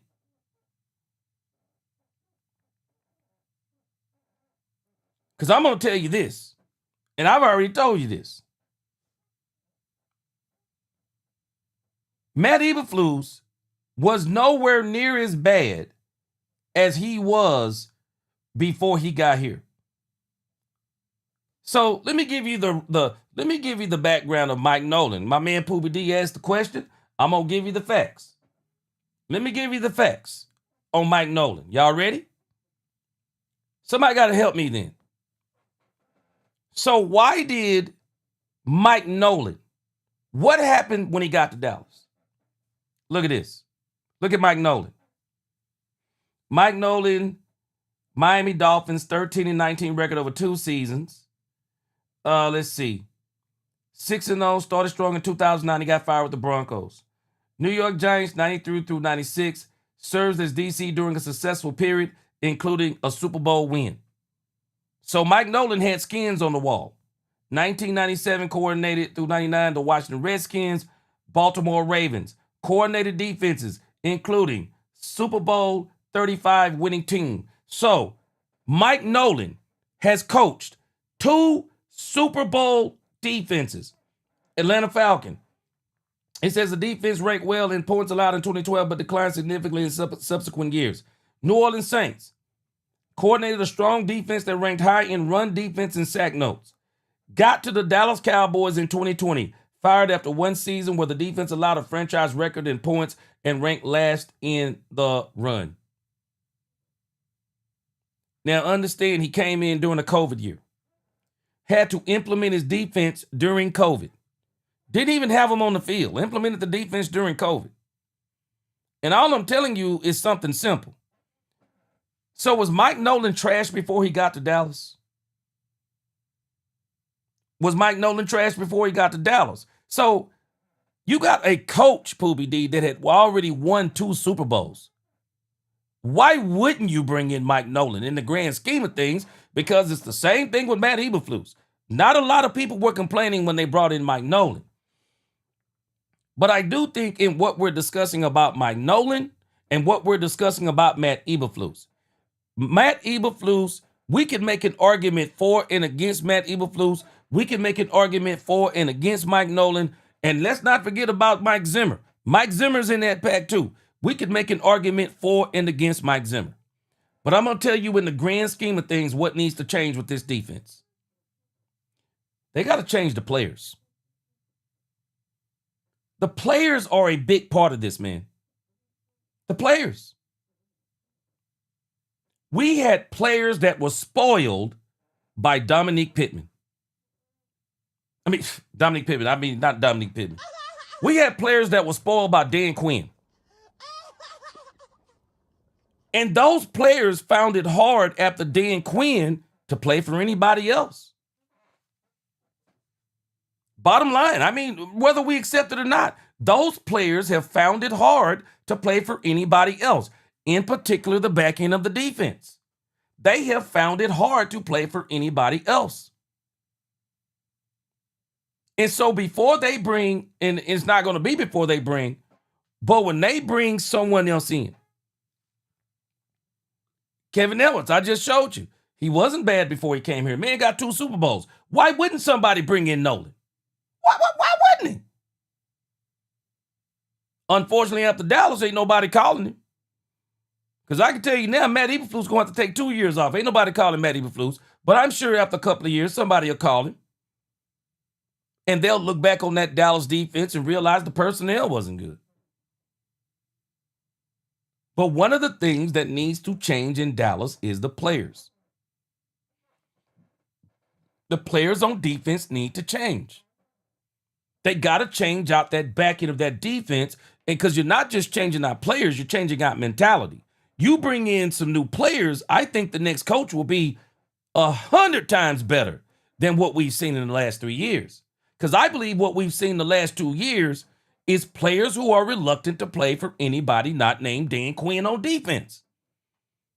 Diggs didn't want to play for anybody not named Dan Quinn. Michael Parsons didn't want to play for anybody not named Dan Quinn. I can remember Michael Parsons on the podcast in 2024, always talking about Dan Quinn. Trayvon Diggs, always talking about Dan Quinn. It's spilled over into this year. It was going to be another problem with the scheme. Why? Because of the players and Dan Quinn. They were spoiled by that system. The Cowboys need to bring in different players, and they need to bring in high IQ players. They do. Jaden said, I think what's being said here, Eberflus was obviously a Jerry Jones pick, Jerry Stephen pick. Do we have evidence of that?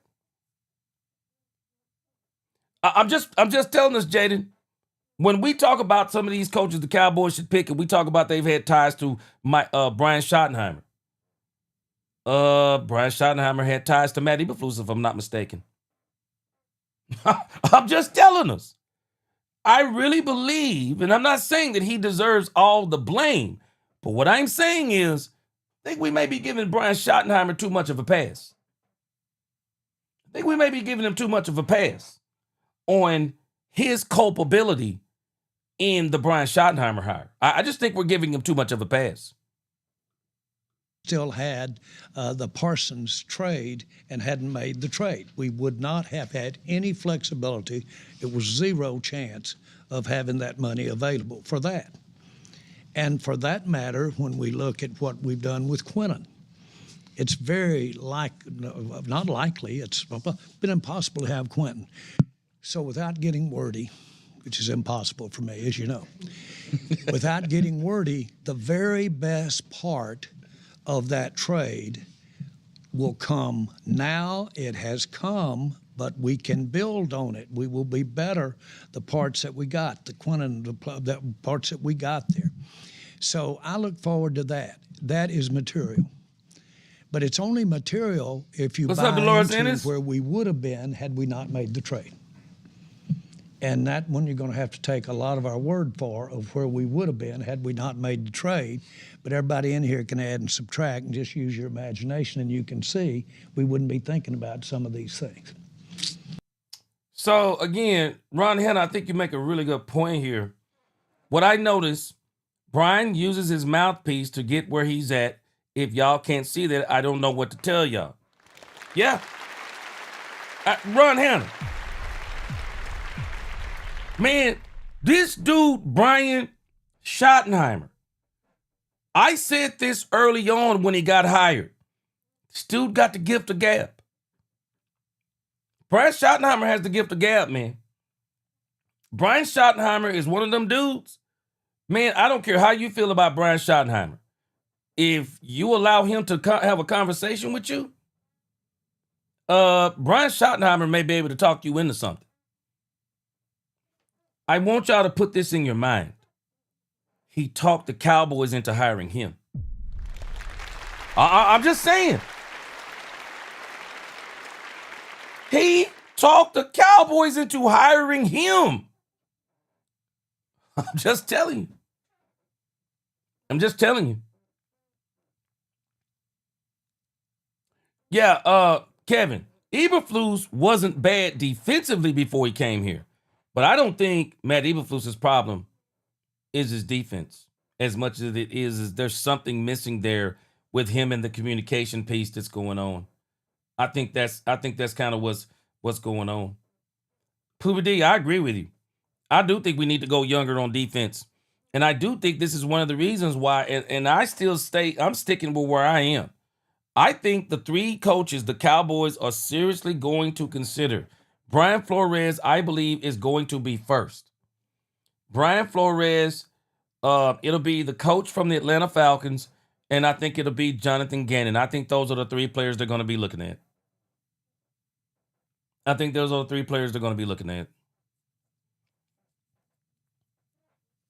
But the Cowboys, man, they gotta make some changes with the players. These players they've had on defense, they've had here too long. They've just had them too long, man. You gotta. They need a jolt. They need a jolt. I mean, they absolutely need a jolt, and it's not just the coach. No, they need a jolt in personnel. Get these players out of here, man. That back end just needs to be trained. Man, get rid of that back end. Just get rid of them. Clarence Hill, Dallas Cowboys. My first question, Jerry, you've intimated, outright said that you were the one who hired Matt Eberflus. Moving forward to the next coordinator. Okay, here it is. So, Clarence Hill is putting him on the spot about you said you hired Matt Eberflus. Y'all ready for Jerry to walk back that answer he gave earlier? Watch this. I mean, I'm talking about when Jerry said this season, I hired Matt Eberflus. Yeah, we know everything stops with him. But again, even Mike Fisher has been explaining this. Jerry isn't making the ultimate decisions. That they are all making these decisions, and Jerry is just the front man for them. Listen to what he's asking. Will Schottenheimer get to hire his own coordinator? Trump just said it. I'm running. Venezuela. Now, don't get caught up in this joke he just told about Donald Trump in Venezuela. Listen to the next part. Seriously. Shotty had everything to do with hiring Matt Eberflus last time, and that's not done. Okay, I'm gonna let y'all. So I'm just telling you right now, Dominique Pittman and all my other friends out there, I'm gonna let y'all deal with this. I'm gonna let y'all deal with this. Hey, Justin, I'm gonna let y'all deal with this. Because I don't know if y'all heard this. Jerry said it out of his own mouth. He said it out of his own mouth. So I guess you either choose to believe Jerry and say he's telling the truth, or you choose to not believe Jerry and you say he's a liar. But Jerry just told us out of his own mouth. I'm going to let you hear it again because I don't think y'all are listening to what this man just said. I think we're getting caught up in the joke that he told. No, this man broke this thing down for real. Here it is. You're going to have to take a lot of our word for of where we would have been had we not made the trade. But everybody in here can add and subtract and just use your imagination, and you can see we wouldn't be thinking about some of these things. Where my man Dominique Pittman at? Because Dominique Pittman, he said, I'm not hooked on phonics. Brandy, I saw you say this earlier, Brandy. Okay, hold on. Where's my man Dominique Pittman at? Dominique Pittman, analyze this statement, Dominique Pittman. You either choose to believe Jerry or you don't. Hey, Dominique, I ain't gonna say I got a lot of faith in Jerry, but all I'm telling you is, Dominique, Justin, you said what percentage, right? So again, I asked this question even during the season. What if Brian Schottenheimer had some say-so in Matt Eberflus being hired? So someone says, but Flus was hired before. No, he wasn't. Brian had been here, had been in the ears of the Joneses. And that's the part that we're discounting. Brian had been in the ear of the Joneses. And so, what does Jerry say when he's asked about Brian picking the next defense coordinator? Dominique Pittman? Let me give it to you again. Listen. Clarence Hill, Dallas Cowboys. My first question, Jerry, you've intimated, outright said that you were the one who hired Matt Eberflus. Moving forward to the next coordinator, will Schottenheimer get to hire his own coordinator? Trump just said it. I'm running. Venezuela. Now, don't get caught up in the joke. Because if y'all are not paying attention, Jerry is putting Brian on the hot seat. His answer is telling you what you need to know. Listen. Seriously. Shotty had everything to do with hiring Matt Eberflus last time. So, hey, somebody help me out. Somebody help me out. Did he say some things? Did Jerry say some things? Did Jerry say he had a few things to do?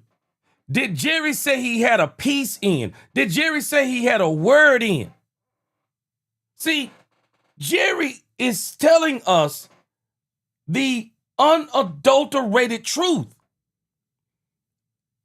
Matt Eberflus had everything to do. Brandy, say it again. Brandy, say it again. Brandy said he threw Shotty under the bus. Brandy, Jerry Jones just told Cowboys Nation,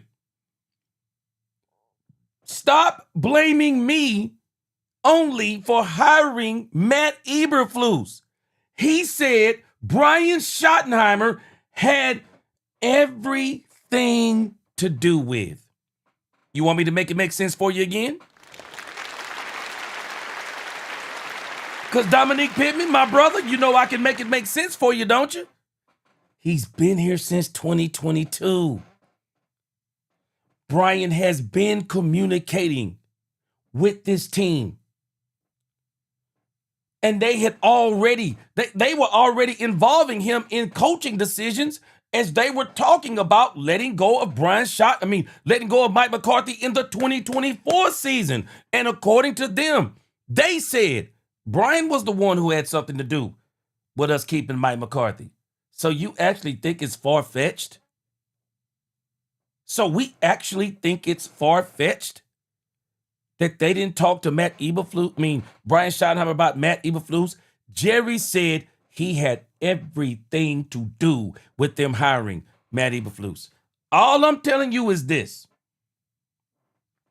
James Jones said the same thing when Mike McCarthy was here. That we have got to start putting more of this ownership with this Cowboys organization on some other people too, because Mike McCarthy had more say-so than we originally thought. And I'm telling you now, the Cowboys, I believe, have given Brian Schottenheimer a whole lot of cachet and say-so in this organization. And Jerry is saying it. He had everything to do with. And that's not done as a negative. It had no way in the world he's here if Shotty didn't want him here. I'm gonna let y'all argue. I'm gonna let y'all argue. Jerry Jones just told us the cold, hard facts. Just telling you. I'm just telling you the truth. Brian Schottenheimer had everything to do with hiring Matt Eberflus. Jerry said he wouldn't have been here if Brian didn't want him. Tell me what you want. Tell me what you want. You can argue with anything you want to now. Because I'm telling you right now, Jerry just said it. Jerry just said it straight out. He had everything to do with it. And let me go a step further. And he isn't here unless Shotty wanted him here. I brought this up early on. I asked the question, what if Brian Schottenheimer was the one who wanted Matt Eberflus? They had ties together too.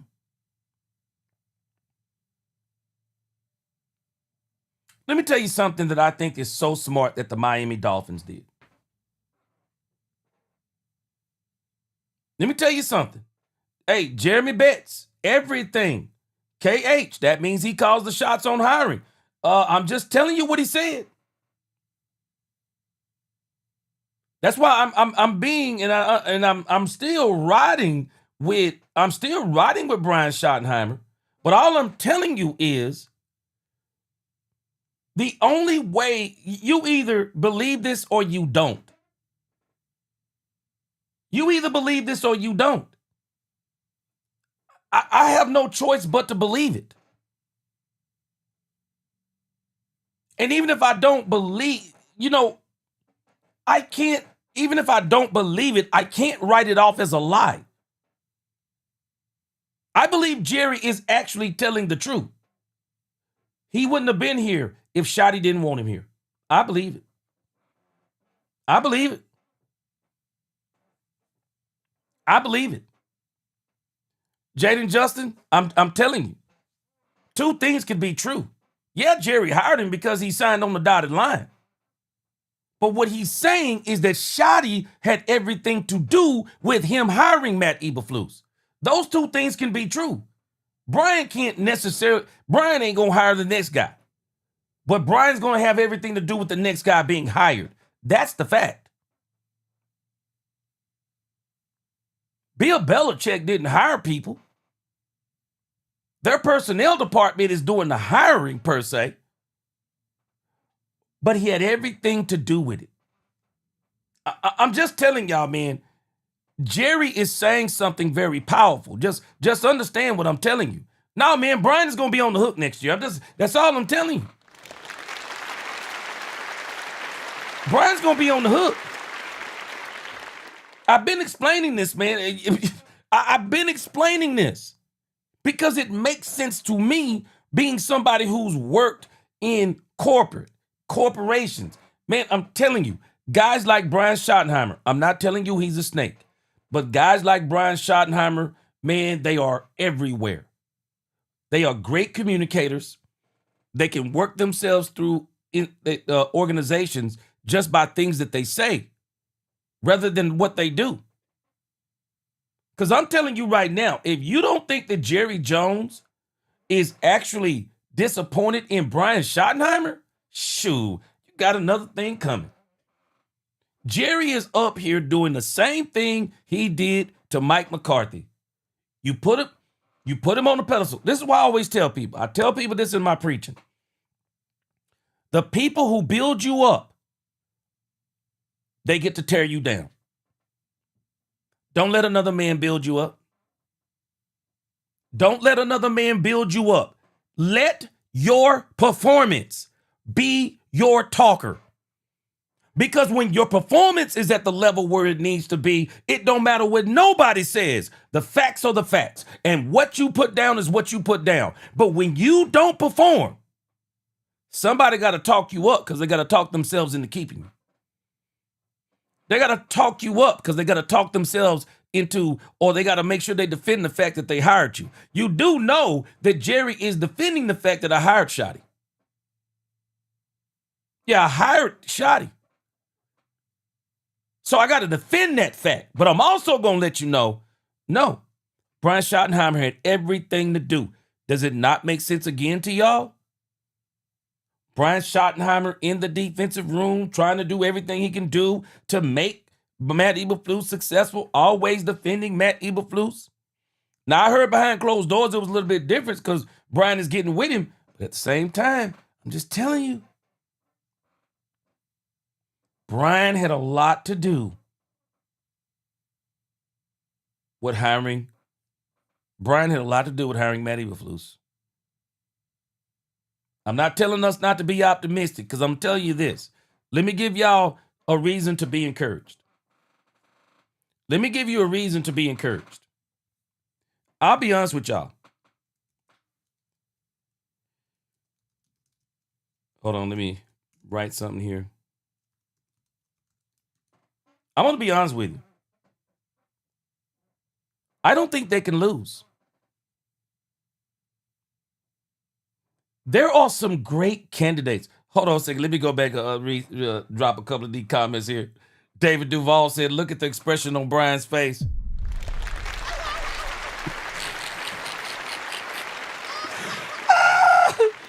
Dunaway said the same thing.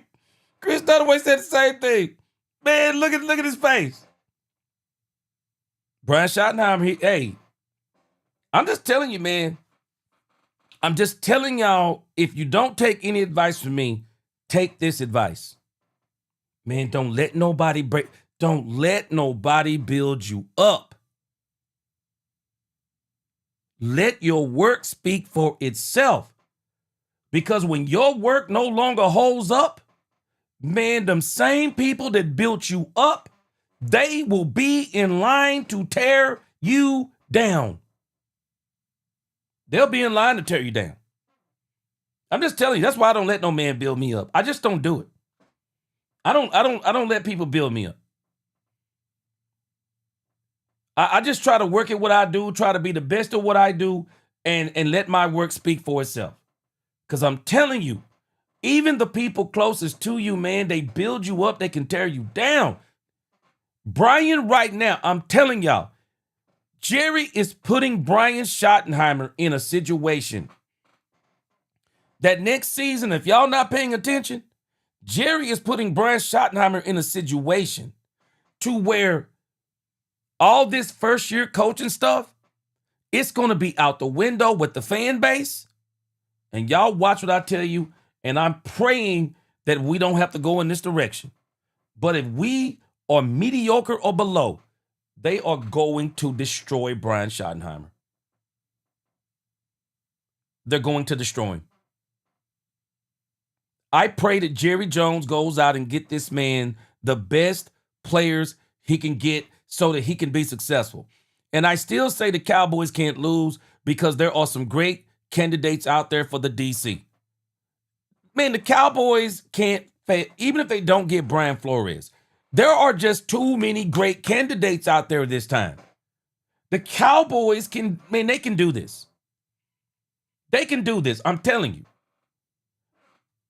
If they just get even one of the 5 top candidates, the Jim Schwartzes, man, there are so many great picks out here this time. I don't think the Cowboys can lose on this. I think they're going to be better on defense. And the reason why I think they're going to be better on defense, just to give y'all some encouragement, because I think they're going to do exactly what I'm talking about. They're going to get rid of the back end of that defense. I'm not sure they'll get rid of both safeties, but I do think they get rid of one safety. The cornerbacks, I think for the most part, they'll all be gone. The Cowboys are going to spend that first-round draft pick. I believe they're going to go out and get the best cornerback in the draft to shore up their cornerback room. And another reason why I believe they're going to do it is I believe based on Jerry Jones in his presser after this or before this, they're very concerned about the run blend. That's why I say the Cowboys shouldn't have paid the run blend. They shouldn't have paid him. But now they've paid him. But I also think they're worried. So the Cowboys are going to be proactive. They will go out and get the best cornerback in the draft. I believe they will. Cornerback is probably going to be the first thing off the board for the Cowboys. Second thing, if they don't get Max Crosby in free agency, which I think they're going to try to make a swing at him, and don't be surprised if Trey Hendrickson winds up with the Cowboys, because Trey Hendrickson got some crazy things going on with Cincinnati. So don't be surprised if either Max Crosby or Trey Hendrickson winds up here. If the Cowboys settle that issue and get Trey Hendrickson, which I'll be honest with you, Trey Hendrickson is probably more likely. Trey Hendrickson is more likely because I think Cincinnati just going to cut ties with him. Cincinnati and Trey Hendrickson have got a nasty issue going on. And I don't think Cincinnati wants anything to do with Trey Hendrickson, and I don't think he wants anything to do with the Cincinnati Bengals. So I do believe the Cowboys may try to fix the edge rusher in free agency, but I think in the draft, they're going to get a cornerback and they're going to get a linebacker. I think that'll be those 2 first-round picks. But again, we're just being objective here as it applies to Brian Schottenheimer. All I'm doing is being objective. I'm not even taking up for Jerry Jones because Jerry Jones got enough blame in this too. But all I'm telling you is that just be careful thinking that, yes, Jerry is the ultimate one at fault because he's the GM. But we got to understand that Shotty has some culpability in this because Jerry is exposing it. Man, don't blame me. Jerry is telling y'all, hey, Shotty wanted Matt Eberflus. Niecy said it looks like they about to move some furniture in that conference room. Boy, Shotty face, boy. Shotty face says it all, boy. Okay, let me be real clear about that. And he can tell you in his own words there, no way in the world if Stephen didn't want him here. But I particularly had a party when we got him to have him. Now, you hear what they're saying? This is a collective. This is a collective. Jerry isn't making, I'm just telling y'all, man, this has already been said by people behind the scenes before. Man, Jerry ain't making all these doggone decisions by himself, man. I think there are some decisions that Jerry is making. Uncle Charles in the building. But in the grand scheme of things, man, these guys are all making these decisions that Jerry Jones is taking the blunt of the abuse for. But at the same time, shoot, man, Jerry Jones just told y'all, ain't nobody here unless Brian want him here. Brian had everything to do. Man, y'all got to understand, man, Brian's been telling us this stuff and we're not listening to Brian and we're not believing him. What has Brian been telling us? I'm a great communicator. I pride myself on being a great communicator. Oh, man, Brian been telling us this and we ain't listening to him. Brian's going to have a lot to say about the next DC too. And I'm telling you, I do believe they're going to get him who he wants. I'm just hoping who he wants is Brian Flores. I'm also hoping who he wants is maybe the guy from Atlanta whose name slips my mind. But again, man, I got a strange feeling I wouldn't be surprised if it's Gannon. And I've already seen how some of y'all feel about that. So I don't know how y'all, some of y'all don't like the idea of Gannon. But man, I just got a feeling it might be Gannon. I do. Ray Stevens, what up? Yeah, I think it might be Gannon, man. I'm praying it's Flores, though. I'm praying it's Brian Flores. And I'm going to tell you now, I don't want to wish bad things on Brian Flores. Because I do think Brian Flores, Raheem Morris, thank you, Jeremy Betts. I do think Brian Flores has got a bad rap. I think they've overpunished Flores. I think they've overpunished him for the Tua Tagovailoa thing.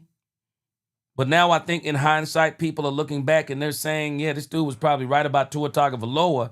And Mike McDaniel actually rode what Brian Flores built, thought he was going to be able to pull a John Gruden, come in behind Tony Dungy, and takes a team that's pretty much already built and just add a little bit of dog onto it and win the Super Bowl.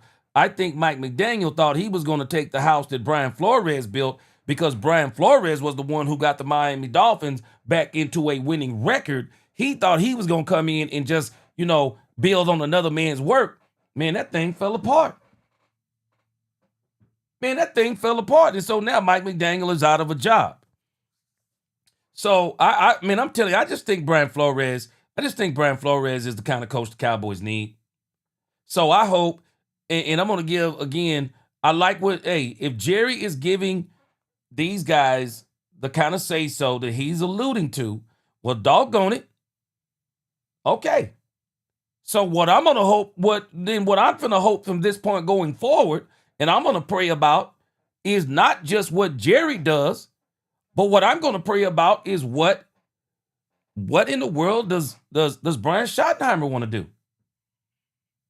I'm praying that Brian Schottenheimer wants to do the right thing. That's what I'm praying for. I'm praying that he wants some of these top defensive coordinators. I'm hoping that he wants them because we need them bad. We need them bad, Cowboys fans. This next defensive coordinator is a big deal. Because I'm going to tell you now,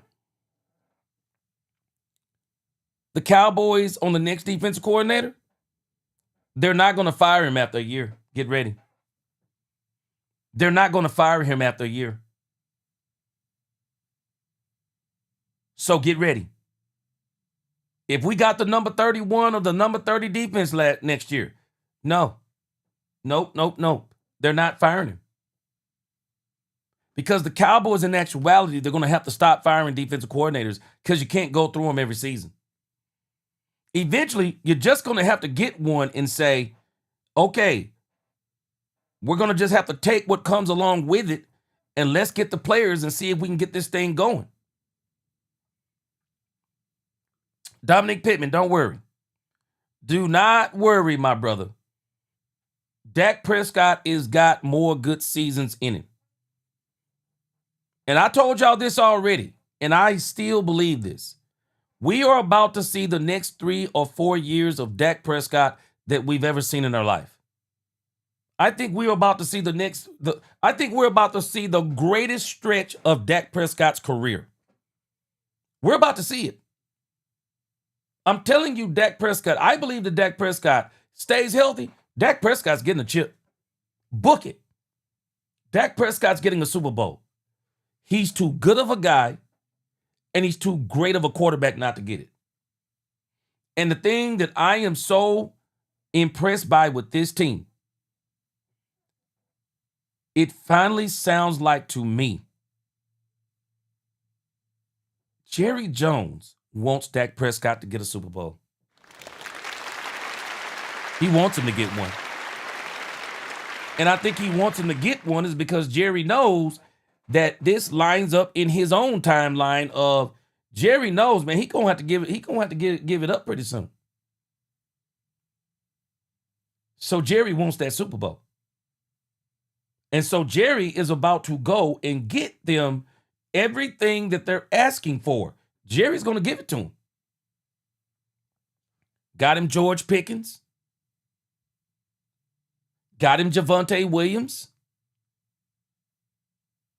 You already got Ryan Flanoy, who's emerging, who's on the verge of being a top 3, number 3 wide receiver in the league.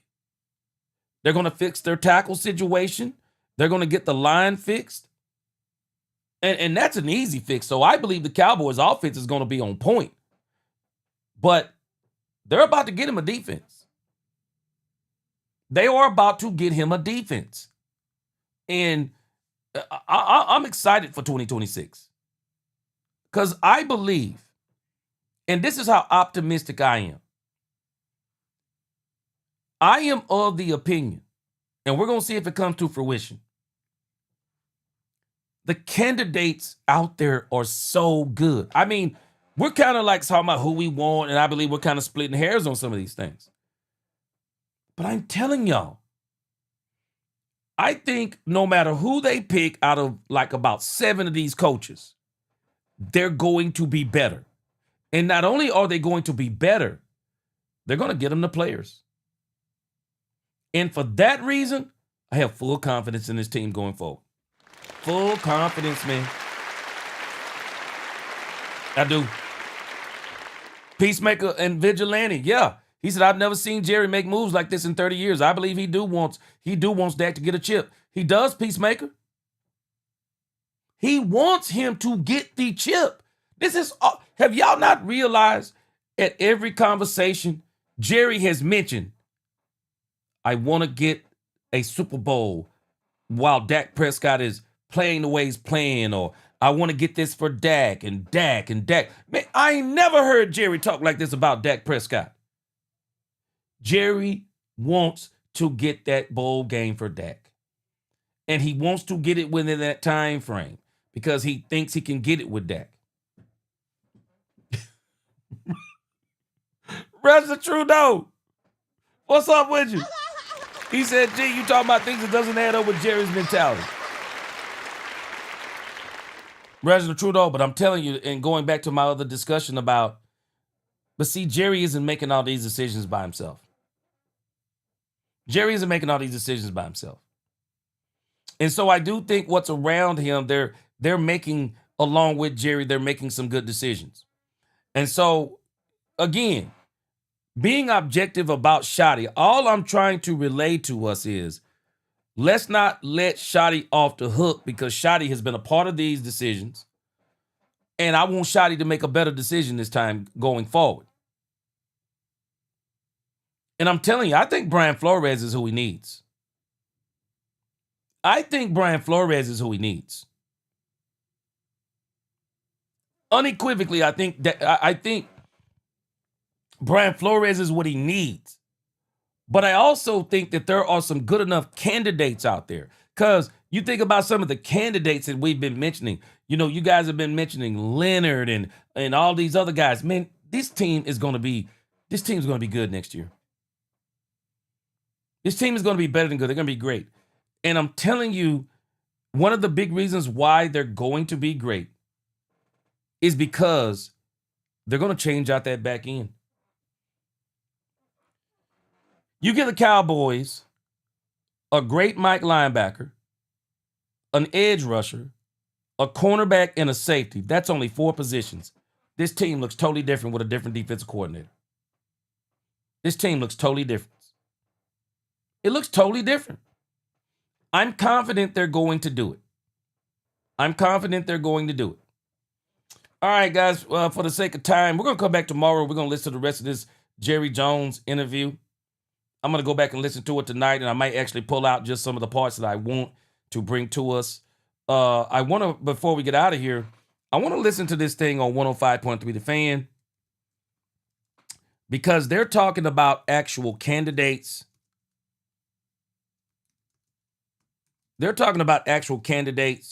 And I want to encourage us some more, because, you know, don't confuse my objectivity about Brian Schottenheimer, because I'm still riding with Brian Schottenheimer till the wheels fall off.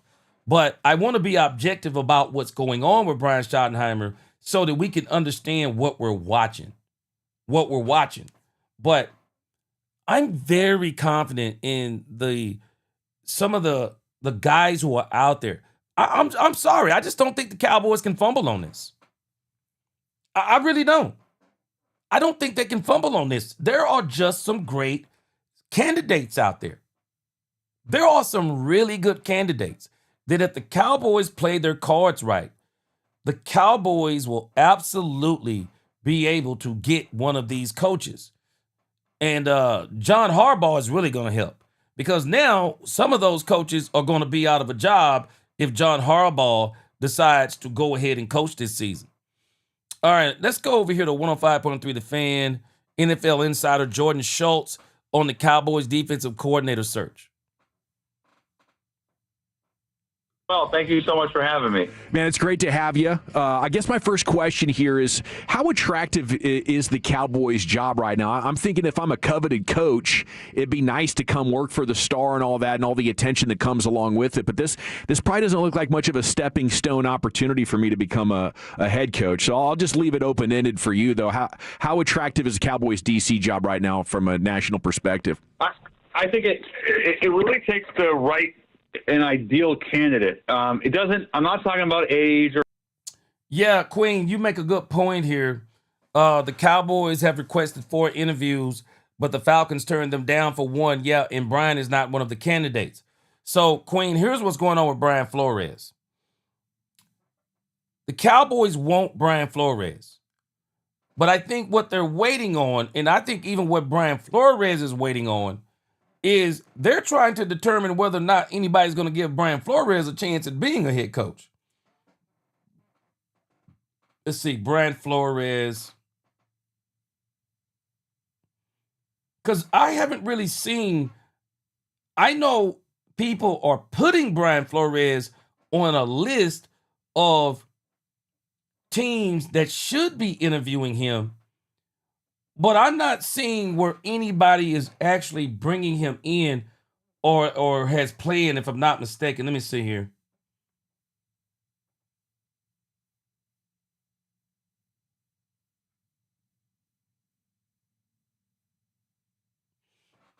Okay, so from what I'm seeing is, and unfortunately for the Cowboys with Brian Flores, I do think there are a couple of teams that they fit what I call the identity of Brian Flores, of which I wish was the Cowboys' identity.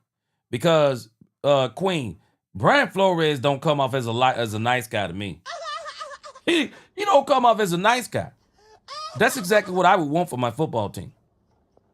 Y'all think about it. Bill Belichick, he don't come off as a nice guy. I don't want a nice guy. I want a guy that's a dog trainer. And Brian Flores is a dog trainer. So it looks like here it says, first interview.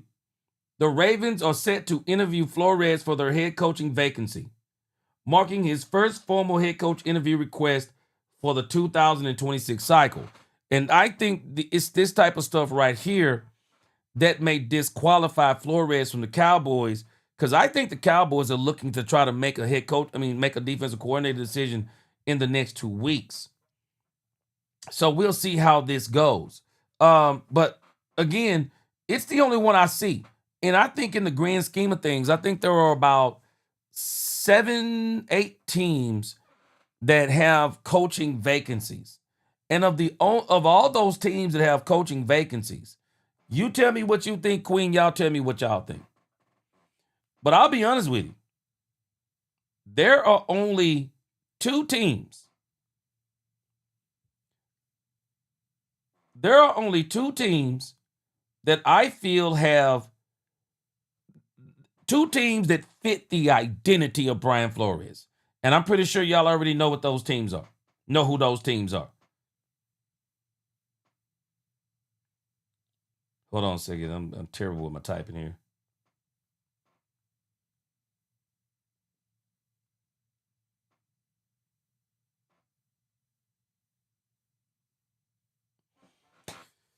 Let's see here. I think there was about how many teams? I think there was about 7 or 8 teams. This is probably wrong here because there may have been another team. Let me see if they've updated this on NFL.com. Okay, it's been updated. Okay. So there's 8 teams. There are 8 teams in the grand scheme of things that are looking for a looking for a head coach. So now I'm gonna tell you something, and I don't want y'all to take this in the wrong way. But I think some of these places maybe because of where they are, they may be looking for not only a coach who is good, but they may be looking for a coach they can relate to, and even as it applies to the area that they're in. I'm just telling you. Baltimore Ravens. I think a guy like Brian Flores, unfortunately, man, I think he fits with the demographics of the area. I think he just seems to be, when you look at what they've kind of been in the past, they've been this real hard-nosed, roughneck team. I mean, Brian Flores may be what the doctor ordered for the Baltimore Ravens when you talk about a head coaching job.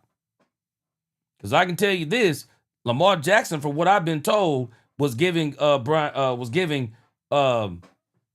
Harbaugh some diva issues, and John Harbaugh was sick of it. He's not gonna do that with Brian Flores. Brian Flores not gonna have no diva quarterback. I don't think the New York Giants fit Brian Flores. I would be shocked if the New York Giants got Brian Flores. I think the New York Giants are about to make another mistake. I think they're going to go out there and either get Mike McCarthy, and I think the worst mistake they can make is go out there and get Kevin Stefanski. Kevin Stefanski doesn't deserve another job in the NFL with him drafting Dylan Gabriel ahead of Shedeur Sanders and then being stubborn, realizing Shedeur Sanders was better than Dylan Gabriel and not giving Shedeur Sanders more of a chance. I'm sorry, Kevin Stefanski should not get another head coaching job. Cleveland Browns. Man, let me tell you something. They have a very nasty defense. I think Brian Flores might fit the Cleveland Browns. We'll see if they give him an interview. Problem is, this is where the Cowboys may miss out on Brian Flores. It's depending upon how long they're willing to go without getting this defensive coordinator. Because the Cleveland Browns have their eyes on John Harbaugh. And I said this is the perfect job. If you haven't seen, man, I got a video over on the G Sports Nation. Oh, man. I do a great breakdown of why. I do a great breakdown, or I guess if I say so myself, I do a great breakdown of why John Harbaugh should go to the Cleveland Browns. But if they don't get John Harbaugh, I think Flores might fit there too. The Atlanta Falcons, I think it goes without saying. I think he would be good for the Falcons. We already know he ain't going to the Dolphins. I don't think the Arizona Cardinals would pick him up. I don't think the Tennessee Titans would pick him up. So for Brian Flores, I see 4 teams that really fit his identity. Teams that I associate with being nasty. The Raiders, the Falcons, I put them in 4th. The Browns and the Ravens. I think he'd be great for those 2 teams. I think he'd be great. And I really think for Flores, unfortunately for Cowboy fans, if I were the Ravens, and I'm just speaking objectively, if I were the Ravens, Brian Flores don't make it out the building.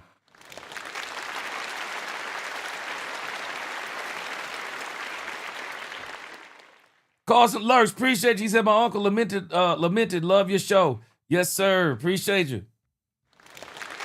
I'm telling you right now. Y'all tell me what y'all think. I'm telling you right now. If I'm the Baltimore Ravens, Brian Flores don't make it out the building. There's no way he makes it out the building for me. I think Brian Flores fits the identity that the Ravens are looking for. But the reason why I want him in the Cowboys, for the Cowboys, y'all ready for this? Because he doesn't fit the identity of the Cowboys. That's why I want Brian Flores.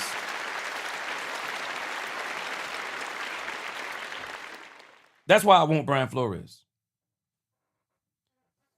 Brian Flores does not fit the Cowboys. That's why I want him. That's why I want Brian Flores.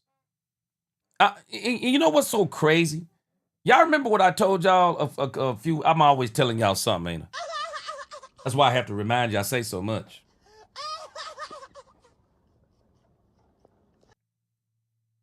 Let me tell you this. I'm not even a big fan of Brian Flores. I'm not really a big fan of Brian Flores. But I'm a big fan of what he does and how he does it. That's what I'm a big fan of.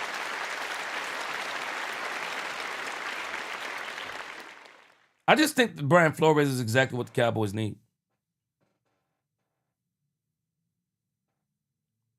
Uncle Charles, he said, let's talk Cowboys. The Cowboys are going to get what they want, but they won't get what they need. Bank on it.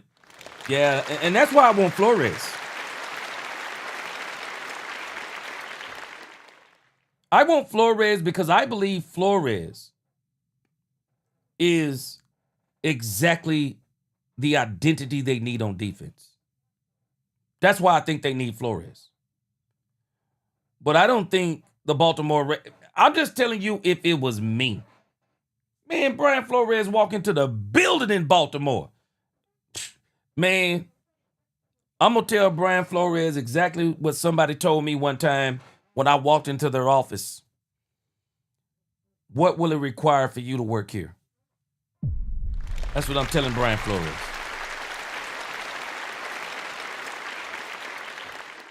That's what I'm telling Brian Flores. Ron Hanna, I give it to you. Schwartz, too. I think the problem, though, the Cowboys are going to have with Schwartz is that Schwartz is going to be on ice until the Cleveland Browns hire a coach. I'm hoping that the Cleveland Browns hire John Harbaugh because I think it's going to make for some good football. And John Harbaugh, if he's got half a brain, which I think he does, if John Harbaugh has half a brain, he's going to keep Jim Schwartz on. And that's why I think the Cowboys are definitely going to miss out on Jim Schwartz. But Brian Flores, I just think he fits the Baltimore Ravens. And I'm saying that to say, I'm not wanting anything bad on Brian Flores. I'm not saying anything bad on Brian Flores. But all I'm telling you is that if somebody don't get Brian Flores, all I'm telling you is I'm not going to be disappointed if that means that the Cowboys can get Brian Flores. That's all I'm telling you. Because I believe Jerry Jones wants Brian Flores. I think that's who Jerry Jones wants. Big Mouse Dog. The Browns said to have offered John Harbaugh $100 million. Mouse Dog, I believe it. I believe he's the perfect fit for him, too. I do. I believe he's the perfect fit for him. Lock and D. You said he's going to the Bills? Lock and D. I would want no part of Josh Allen. Heck no. I don't want no part of Josh Allen. Because do y'all know that it's not Sean McDermott's fault that Josh Allen is a turnover machine? Man, Josh Allen is a turnover machine. This dude has been the reason why they've been losing. He's been the reason. For as much as he's been the reason for them winning, he's been the reason why they hadn't gotten over the hump. Man, ain't no way. But again, let's go back to this. I do think Brian Flores is the guy that they want, but I got a strange feeling that if anybody's been looking at Brian Flores over the last 4 weeks especially, man, if you have been looking at Brian Flores, it almost seems like to me that the Baltimore Ravens may have fired John Harbaugh to get Brian Flores. Serious. I'm serious. I mean, I think they might have fired John Harbaugh to get Brian Flores. Because Poobie D mentioned about us getting younger. I think they want to get younger. Not only do they want to get younger, I think they want to get a coach that their players can relate to and fits the identity that they're looking for. They're looking for nastiness. Superstar status. He doesn't fit Jerry, you meant, G. Yeah. And that's why I want him.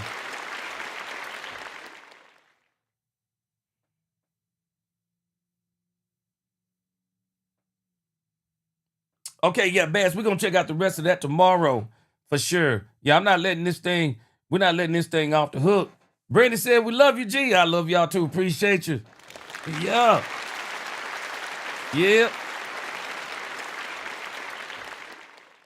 Lee, big fan of Brian Schottenheimer. Big fan of Brian Schottenheimer. That's why I want him to do better. I'm a big fan of Brian Schottenheimer. I think Brian Schottenheimer has the right philosophy. That's why I like Brian Schottenheimer. I love Brian Schottenheimer. I love the way, I think he's so good. I mean, his superpower is his gift of gab. That's his superpower. Brian Schottenheimer convinces people of things. Now, what you have to do with a guy like Brian Schottenheimer, Lee, is that somebody then has to go get the things so that he can do what he says. That's the issue with Shotty.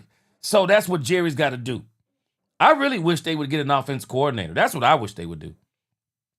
I think Brian Schottenheimer would be 10 times better if all he did was coach the entire team. I think he would be so much better. Headhunter, I've been saying it. Man, I think Gannon is going to be the guy. I'm telling you, Gannon. I mean, Headhunter. What's going on? Headhunter, I think Gannon's going to be the guy. I think Gannon's going to be the guy. I think it's down to Flores, and then if they can't get Flores, it's going to be down to Gannon and Raheem Morris. I really do. I really do. I think it's going to be down to those two. Yeah, Lock and D, yeah, I think Flores going to the Ravens. Because I'm just telling you, if I'm the Ravens, that joker don't make it out the building. I'm telling you, hey, don't even go back to Minnesota. We already got the movers on the way. I'm telling Brian Flores, we already got the movers on the way, man. Alex, he said, gee, when you going to do the mock draft? Okay, I'll probably do the mock draft probably after the playoffs, somewhere in there. I already got a good list, but one thing I'm going to do first, Alex, I got a list of the top 101. If I'm not mistaken, I got to go back and find it. I have a list of the top 101 free agents available out there. And since free agency comes before the draft, I'm going to be dealing more with free agency first, because that's going to be the first place the Cowboys are going to play. So I want to break down. I'm going to try to create a because they're all in a list. I got them from someone else, but I want to compile them and put them in categories by position.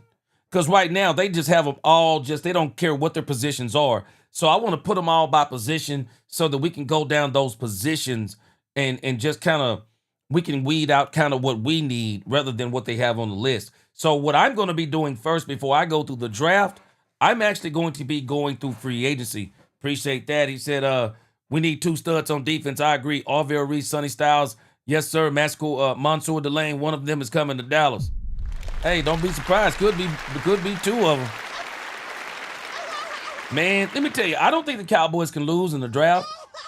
And I don't think the Cowboys can lose when it comes to this defensive coordinator situation.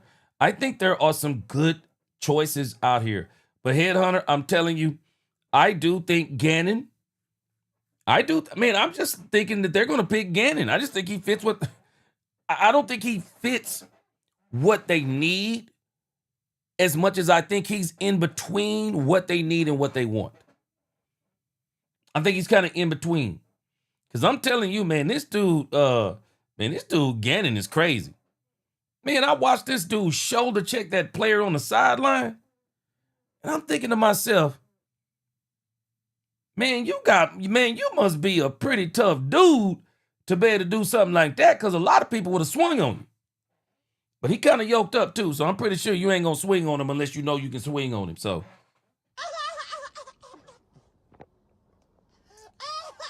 all right, let's see here. Let's listen to what whoever this guy they're talking to is.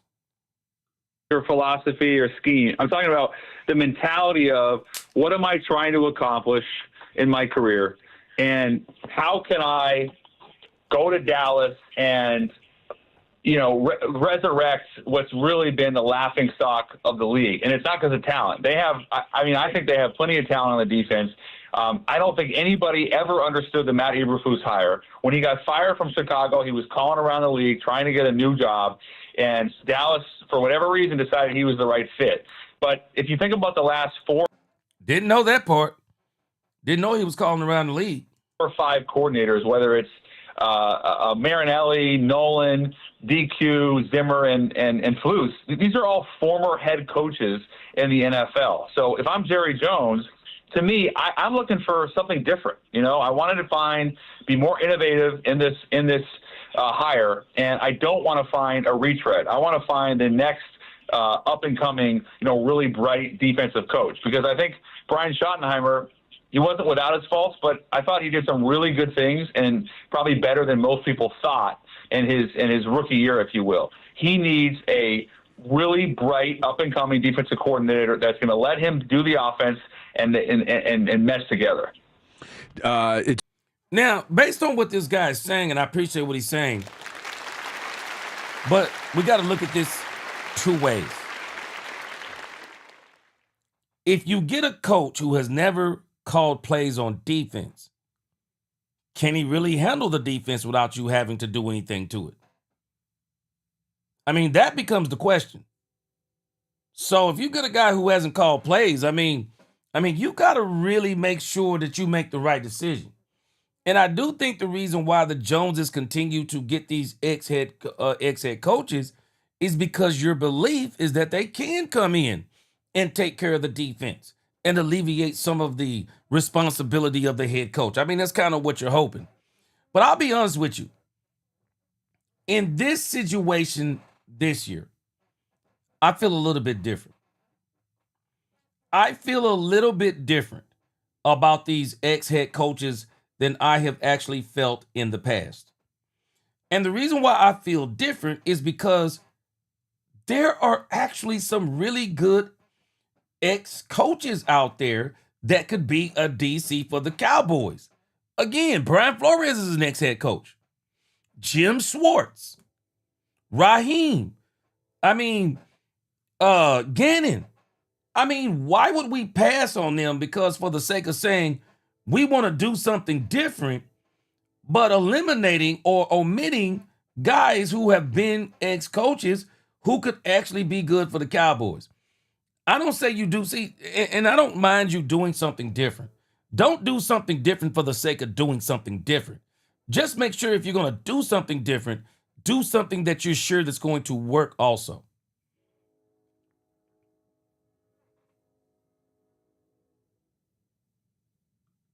Timothy Govan said, G, offering Flores head coaching after 2 years as DC is putting Shotty on notice now. Too much talent on offense. No doubt. No doubt, Timothy. I mean, man, Ben Johnson already exploited him. Ben Johnson already exploited, to that you really can't use the first year head coach thing. So it's going to get even worse next year, but I'm confident they're going to do better next year. Chanel said, G, they can lose. Gannon is not good and not a good teacher of men. Okay.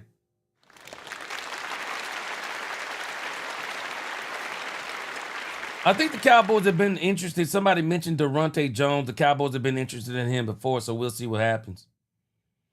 I think the Cowboys will be looking at Al Harris had the bridge not been burned, because of Trayvon Diggs. It's been kind of quiet since the announcement. Yeah. I mean, not a lot of traction. Is there any buzz going on of who that could be? So I think, first of all, again, you mentioned, is this not necessarily the brightest job or the most appetizing job? I think part of the problem is that there is a stigma that if you go to Dallas, you're not going to have the autonomy to operate the way you want. And I don't know if that's true. I'm just telling you that's what a few prospective. That is a bold-faced lie. And the reason why I do not believe that, I don't know why anybody would think you would come to Dallas and you couldn't operate the way that you want to. Look at Matt Eberflus. How could you assume that you could come to Dallas and not operate how you want to, and the Cowboys kept Matt Eberflus? It is blatantly obvious that you can come to Dallas and operate the way that you want to. You just got to make sure you're successful at doing it. I'm not buying it. That's just a bunch of junk right there. Defensive coaches have told me over the past week or so as we started to look at this cycle, and that is a problem. And it's a problem because you're not necessarily going to attract all the types of candidates that you want. I would actually ask you, because I'm always curious when I go on, especially in some of the bigger local markets with really passionate fan bases. Do you think the fans are confident that Jerry is going to actually get this hire right, or is it less confident than ever? It's less confident than ever. I think there's a ton of frustration amongst the fan base that right now they're pretty. I'd like to know who that fan base is.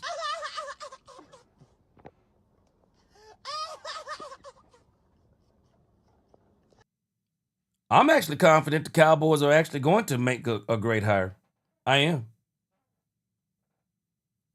I think they're going to make a great hire. I do. I think the Cowboys are going to make a great hire. Until they don't do it, I'm going to believe they are. Some people, man, they speak a lot of negativity into the atmosphere. I'm not going to do it. I think they're going to make a great hire. Because I'm telling y'all now, I don't think this is as much of a hire thing as people think it is. I don't think it's as much of a hire thing. I think it's a player thing.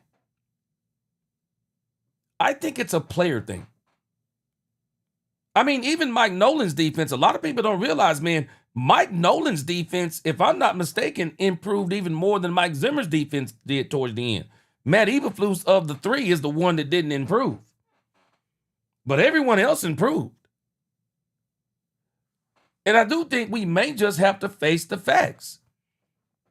Has anybody ever thought maybe we're just going to have to, and I don't even think it's whether we think it or not, I think this is going to be the truth. Has anybody ever considered we're just going to have to finally say we're not going to get another DC after this one? We're just going to have to live and die with the next one. You have to live and die with the next one, no matter who it is. We have to live and die with them. You can't keep changing them out. You can't. You can't keep changing them out. You've got to get to the point that you just finally say, this is the guy we're going to go with, and we're not changing it. We're going to get the players, and we're not changing it. Because we can't keep cycling through defensive coordinators. We can't.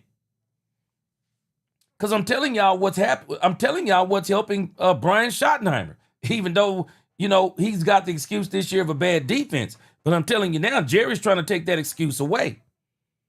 But when you think about Brian Schottenheimer, you want to know why Brian Schottenheimer was able to win 7 games this season? His name is Rain Dakota Prescott. Brian Schottenheimer has got the opportunity of a lifetime that a lot of coaches don't get. Y'all think about this. When we look at the 8 teams, who need coaches, of the 8 teams that need coaches, how many of these teams truly got their franchise quarterback in his prime? Baltimore Ravens, they got a quarterback in their prime. Jackson Dart, sophomore season. Shedeur Sanders, sophomore season. And it don't even sound like Cleveland is sold on him. Atlanta Falcons. Man, I'm not sold on Michael Penix Jr. We're going to see what he does going forward. I'm not sold on him. But whoever comes into Atlanta, they got to have Michael Penix Jr. Miami Dolphins. They don't know who they're going to have over there because they're definitely not going to have Tua Tagovailoa. Arizona Cardinals. Kyler Murray. Man, next. Tennessee Titans. You gotta be the coach of Cam Ward. Las Vegas Raiders. They're probably gonna get the guy fresh out of college. What's his name? Dominique or Rodriguez or whatever his name is. So you think about what Brian Schottenheimer got that teams don't get. He's got the rarity of coming to a team like if Brian Flores goes to the Baltimore Ravens, it'll be one of the greatest jobs he ever took. Quarterback, check. Running back, check. Tight end, check. Line, need some work. Wide receivers, got some good ones. Maybe need one more super wide receiver over there.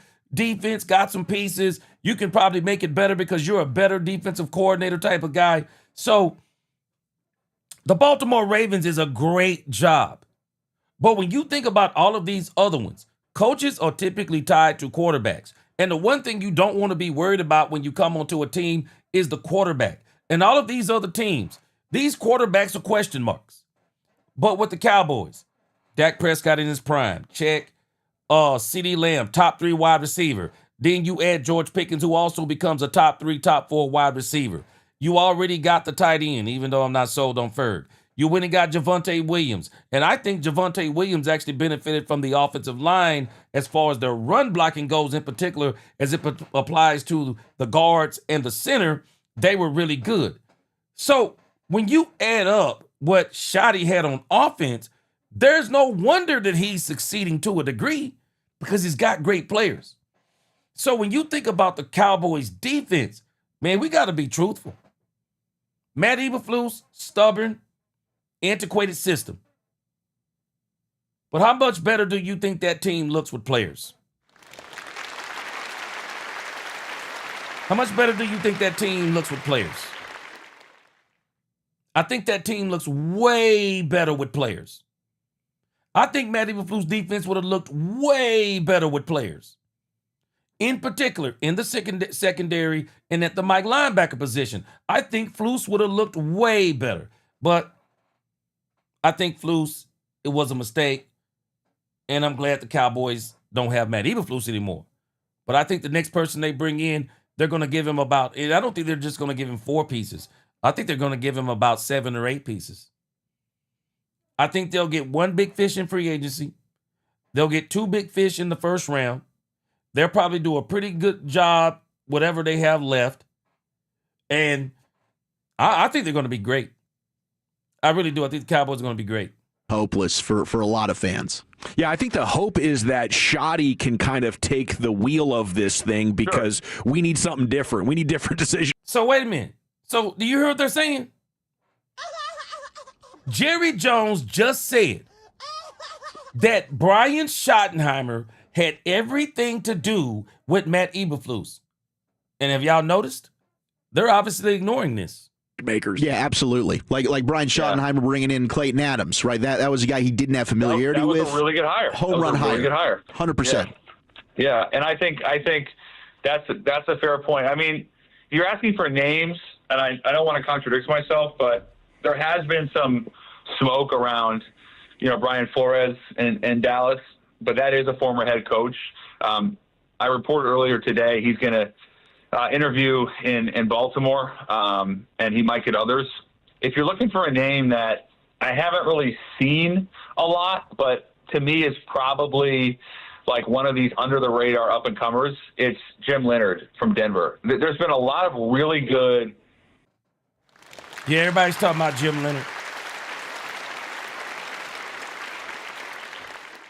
Yeah, everybody's talking about Jim Leonhard, so we'll see. We'll see. It all depends on Vance Joseph. Now, it could be looking good for the Cowboys if they really want Jim Leonhard. And the reason why I think it could look good for the Cowboys if they want Jim Leonhard, I'm not sure people are going to want to give Vance Joseph another chance. Man, Vance Joseph, a lot of people got to realize Brian Flores was actually good as a head coach. Vance Joseph, not so much.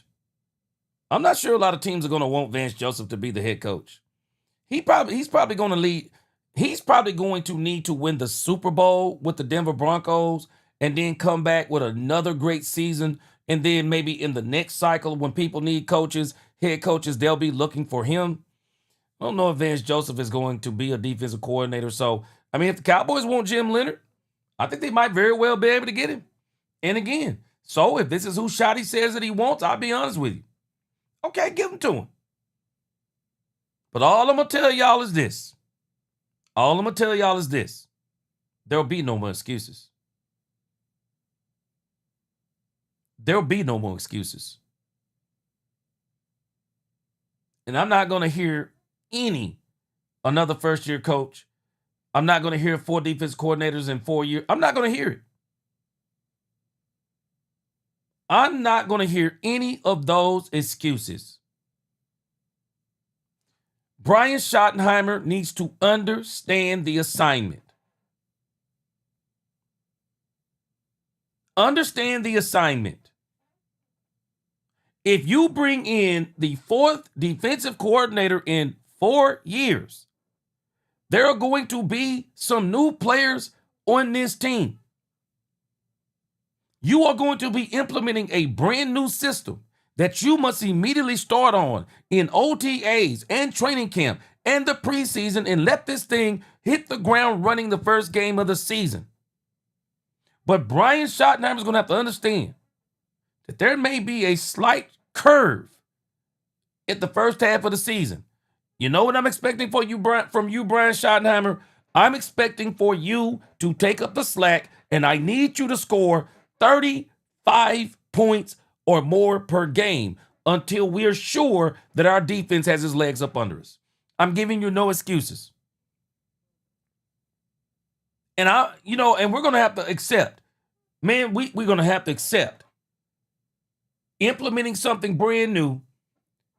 If it don't get its legs up under it, we're going to have to accept that defense might not be good for the first 9 games of the season. We got to accept it, and we need to expect more from Brian Schottenheimer. We need to expect more from him. And if you're not paying attention to what Jerry is saying the same thing. They will need to expect more from him because that's what Jerry expected this year with Matt Eberflus, man. 3 defensive coordinators in 3 years. So you're going to have a 4th one now in 4 years. Maybe we can maybe we can get a genie in a bottle in the first year. Jim Leonhard comes in and turns it totally around, and we're a top 10, top 15 defense. But understand, man, I wouldn't have those type of expectations. I really wouldn't have those type of expectations. I'm just telling you, we're not going to be able to get rid of another defensive coordinator. We're not going to be able to do it. Angel Eyes, you are not lying. It went right over their head. Stop the podcast now. They're done. I don't even understand that. Jerry Jones, in what we just listened to, clearly said, Brian Schottenheimer, he didn't say a few things. Some say so. He said he had everything to do with Matt Eberflus being in Dallas. I believe it. I absolutely believe it. Timothy Govan said, G, book it. Schwartz will be the next DC for the long term, at least 4 years. This is the window. Well, I'm going to be honest with you. Timothy Govan, appreciate that $5 super chat. Go, let me tell you something. I'm just telling you now, if that's true, shoot. Man, we all ought to be satisfied. If that turns out to be true, I'm satisfied. Paul Whitty, yeah, Vance Joseph is a good coach. Wish he was available. Yeah, I don't think, like I said, I don't think they're going to give Vance Joseph another shot. So if the Cowboys want Jim Leonard, I think he'll be there for the taking. Superstar, he said, G, did you hear that Tennessee actually has strong interest in Jason Garrett? They don't want to win. Tennessee don't want to win, man. And I like Jason Garrett. I would love to have Jason Garrett as a consultant, as a talent evaluator, all of those things. But coaching, nah. No, I can't have all that clapping on the sideline no more, man. Can't have all that clapping on the sideline, man. I can't do it. Yeah, and somebody, Kevin Evans, you're right, man. 105.3 The Fan, they are very negative, especially this guy up here in the middle, this guy on the right. Boy, they are very negative when it comes to the Cowboys. Buzz around him quietly, but he comes from Vance Joseph tree, who's interviewing pretty much everywhere. And the defense obviously is pretty much top 3 across the board in every metric. He's never, to my knowledge, called plays, but he's played. He's been very well respected. He's risen up. To me, that's the type of person you'd want to bring in because he doesn't have, he's not a retread, and he has aspirations to grow in the business. And I think him and Shotty could get along quite well. They were together with the Jets. Hey, Jordan, okay, we talk about them screwing it up, but with the names we're mentioning, if they interview these guys and like one of these guys, that'd be hard for screwing it up, right? I mean, yeah, what would you think screwing it up would be? Like hiring, do you have a screwing it up guy? See, Brian Broaddus is saying the same thing I'm saying. Man, these are some guys. I know we want who we want. But I'm telling us all the way down to Gannon. Gannon has been successful in this league. He's been to the Super Bowl. Morris has been to the Super Bowl. I mean, when you just look at those guys, Schwartz, Super Bowl, if I'm not mistaken. If there's a year that the Cowboys could actually go with the philosophy of an ex-head coach, there would be nothing wrong with doing that this time. Also, on top of all that, how do you lose with this group of guys? This is a great group of players, of coaches available. How do you lose? Somebody's got to explain it to me. How do you lose with this group of players? I'm sorry, not players. How do you lose with this group of defensive coordinators? Man, if you just go and get them the players, I think all of these guys will be fine.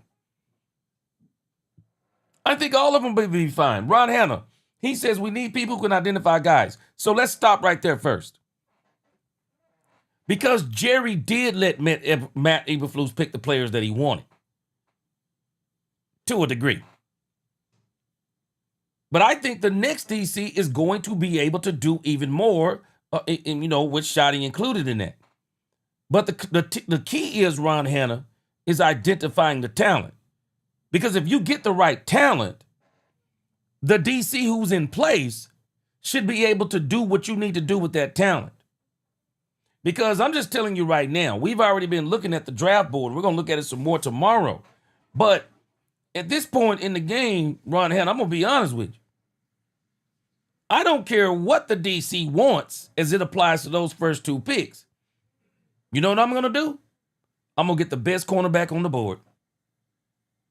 Hands down. Man, the Cowboys are at number 12 and 20.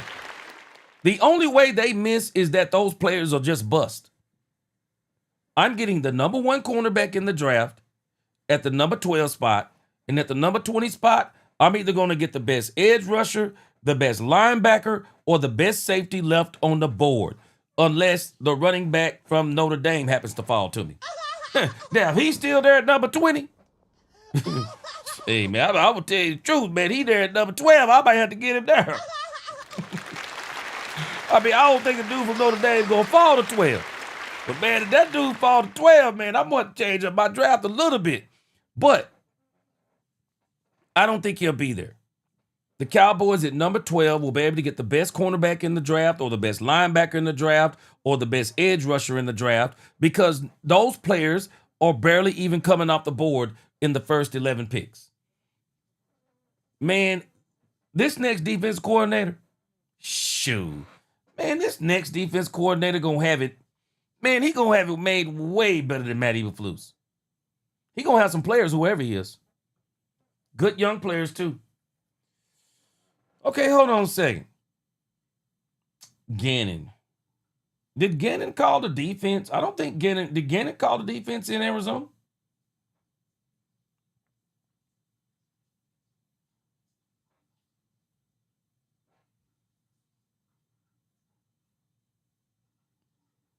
Let me see. I don't know. No, he didn't call. Gannon didn't call defensive plays in Arizona. Gannon didn't call plays in Arizona. Nope, didn't call plays. I understand what you're saying about what he's allowed in a season. Are you talking about this season? Because Gannon didn't call plays. Well, when Gannon was in Philly, man, Gannon was good, man. I just think. I just think Gannon, whether we like it or not, I think Gannon may fit what they want.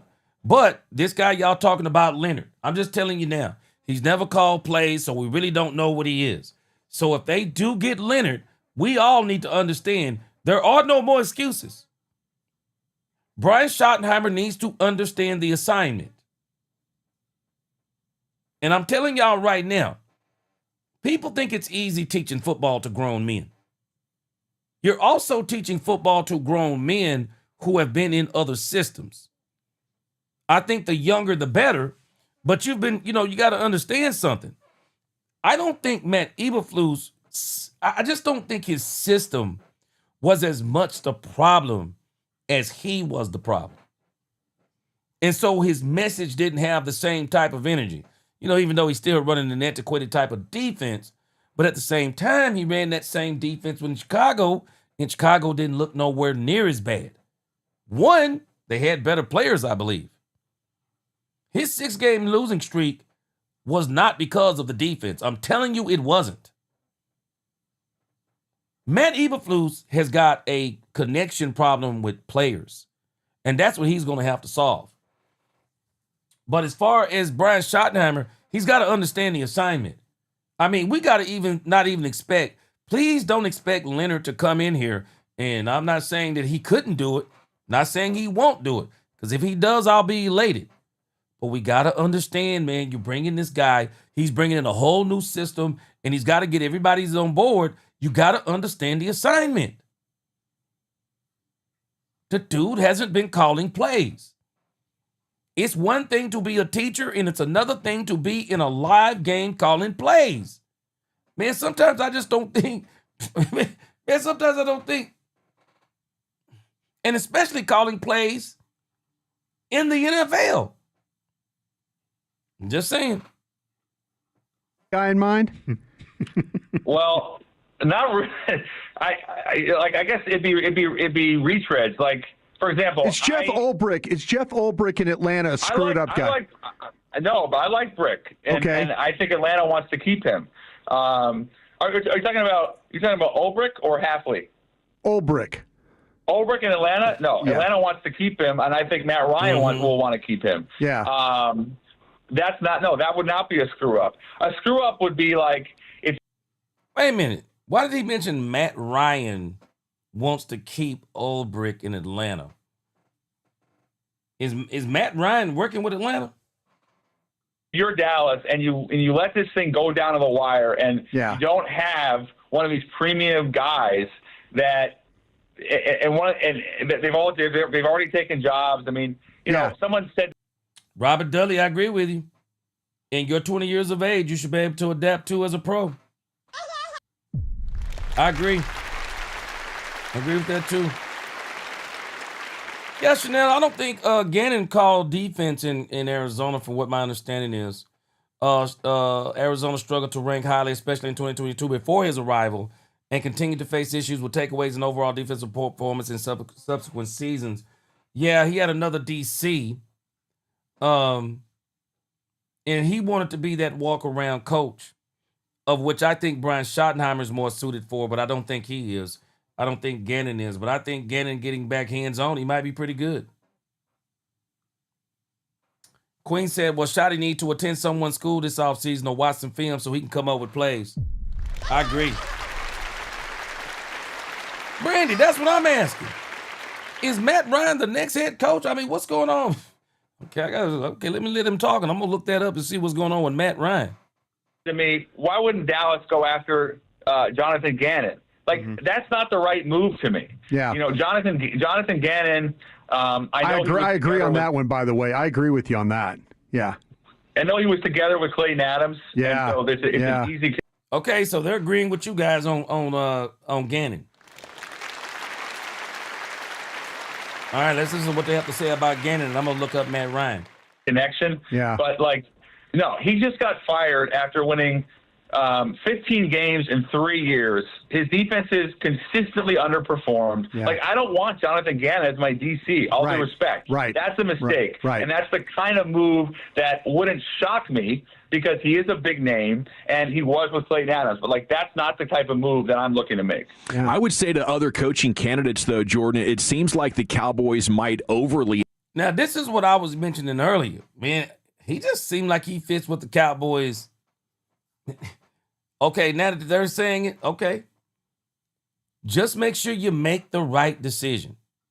Empower a DC as far as personnel, as far as picking the scheme. Yeah. Like we needed Eberflus maybe to be more open-minded to changing his scheme a lot earlier in the season, and it didn't seem like. I mean, all the way down to Logan Wilson not getting on the field enough. Like he was empowered to play favorites, and for years they've allowed DCs to pick players in the draft. Hey, yeah, Jordan, if you tell your buddies that want this job that you're going to be able to get whatever players you want, they're going to listen to you. The front office is just going to completely, trust me, I lived it 14 years of my life there. I mean, they're going to let you pick what players you want. They will. Yeah. As a defensive coordinator. Well, if that's the case, tell your buddies that. Yeah, they're going to let you pick. Yeah, Broadus is telling the truth. I think this is one of the things that got Eberflus. Eberflus was able to bring his players. Okay, Brandy, I just looked it up. Brandy, Matt Ryan is the president of football operations for the Atlanta Falcons. So that's what they're talking about. Yeah, Queen, thank you. Yeah, they say he's the president of football operations. Yeah, so that's why they're mentioning him. Renan Zinguini, welcome to the congregation tonight. He said, when you are an ex-defensive coordinator, we expect your defense being at least average being a head coach. I can get with you too. I can get with you there too. Because I do think that's what got Raheem Morris. I think that's what got Raheem Morris. Yeah, I appreciate you, Chanel. Yeah, I think that's what got Raheem Morris. So, Chanel, the same thing you're saying about Gannon, could we also apply that same thing to Raheem Morris? Because Raheem Morris being a defensive guy, but I don't know if Atlanta really had bad defenses. I'd have to check that out. I don't think they really had bad defenses. If that's the case, then shoot. I mean, I'm the first call I would make is Al Harris. I mean, to me, Forget it. Al Harris is not coming to Dallas. The Cowboys blame Trayvon Diggs on Al Harris. Al Harris ain't coming to Dallas. like, Al Harris should never let him out the building. Yeah. And Well- he's done a hell of a job in Chicago. Yeah. And especially with the DBs. And, Not calling plays. like, bring him back, man. Like, Al Harris. Not happening. Yeah. What if I told you the head coach doesn't like him? Oh. What if I tell you? Yep. See, now watch this. Brian Broaddus is saying some things that I'm telling y'all about Brian Schottenheimer. Brian Schottenheimer, whether people realize it or not, Brian Schottenheimer has his fingers all over this Dallas Cowboys organization. Are y'all hearing what Brian Broaddus is saying? I'm telling y'all, Al Harris will not be in Dallas. And I didn't even know this part. Brian Broaddus is saying it. Brian Schottenheimer don't like Al Harris. Y'all might not realize this, but this dude, Brian Schottenheimer, has been genius. He's been here since March 2022. And I'm telling y'all now, he's been in the ears of the Joneses. He's been in their ear. He's been gaining their trust. They've been bouncing things off this dude. And his influence went further than being the consultant for the offense. No, Brian has been watching and seeing some of this stuff. And as Brian became the head coach, Brian got some of this stuff out of here, including Al Harris. Al Harris ain't coming back to the Cowboys. What if I told you that there's a big disconnect between them? Yeah. I understand, but, like, that's when you're, I understand what you're saying. It makes sense, but yeah, there's something between those two that's not very good. Yeah. Because Brian Schottenheimer views Al Harris as an enabler. That's the facts. Brian Schottenheimer views him as an enabler, as in giving special treatment to one Trayvon Diggs. That's why he will not be back in Dallas. I told y'all this, man. I told y'all this. Brian Broaddus is connecting another dot. Al Harris has more, Schottenheimer has more say than people have been giving him credit for. This dude has sweet talked the Joneses into trusting him on a lot of decisions. Al Harris will not be in Dallas as long as Brian Schottenheimer's here. The interesting part here is, like, one of the hardest parts, and this is not me talking, this is just having done this for quite a long time now. One of the hardest parts for head coaches, especially young head coaches, and let's put Schotty in that mix, is you can't put Brian Schottenheimer in no young head coach. What are you talking about, bro? Man, Brian Schottenheimer 52? Stop it. You can't put Brian Schottenheimer in that conversation. The idea that not only is it okay to, but I need to delegate. And it's just a hard thing to do, I think, in any real leadership role, but particularly in the NFL. And, I think Raheem Morris is a good example of it. When it didn't work out in Tampa, he talked about, this is what I learned. And I know it didn't work out in Atlanta either, but I thought he did a decent job. They won their last 4. I thought he had a real chance to keep that job. The reason I bring up him is because if you're a young up-and-coming coach, let's say defensive coach like an Al Harris, you now can look at someone like Brian Schottenheimer, put your differences aside, but more importantly, for Brian Schottenheimer to say, this may not be my favorite person, but I have to. This guy's in La La Land. This dude is in absolute La La Land. Y'all remember we were having this conversation the other day. I always have to remind you. I don't have to like you I don't really have to like you in order for you to, let's say, per se, to be on the team. But I also can't dislike you because you're a disruption for the team. And the reason why Brian Schottenheimer, he doesn't have, it's not like they have a difference of philosophy. No. Brian Schottenheimer has basically labeled him as an enabler. And Brian Schottenheimer doesn't see that being just a problem with Trayvon Diggs. Schotty sees that as a problem that he would have with another player too. So you got to understand how he sees Al Harris. So you couldn't just say, yeah, man, I'm going to drop my differences and bring on Al Harris. No, you got a total difference of how you view things fundamentally. And so for Schotty, he didn't see Diggs. No, I do not. I don't dislike Diggs as a human being, but as a player on my team, Diggs is a disruptor. Diggs is phony. I mean, there are so many things you can say about Diggs. And then you got a guy like Al Harris trying to make every excuse for, hey, Diggs, and let him do this and let him do that. Give him special treatment. No, man. You can't have that dude on your, hey, Al Harris, great. He's doing great in Chicago.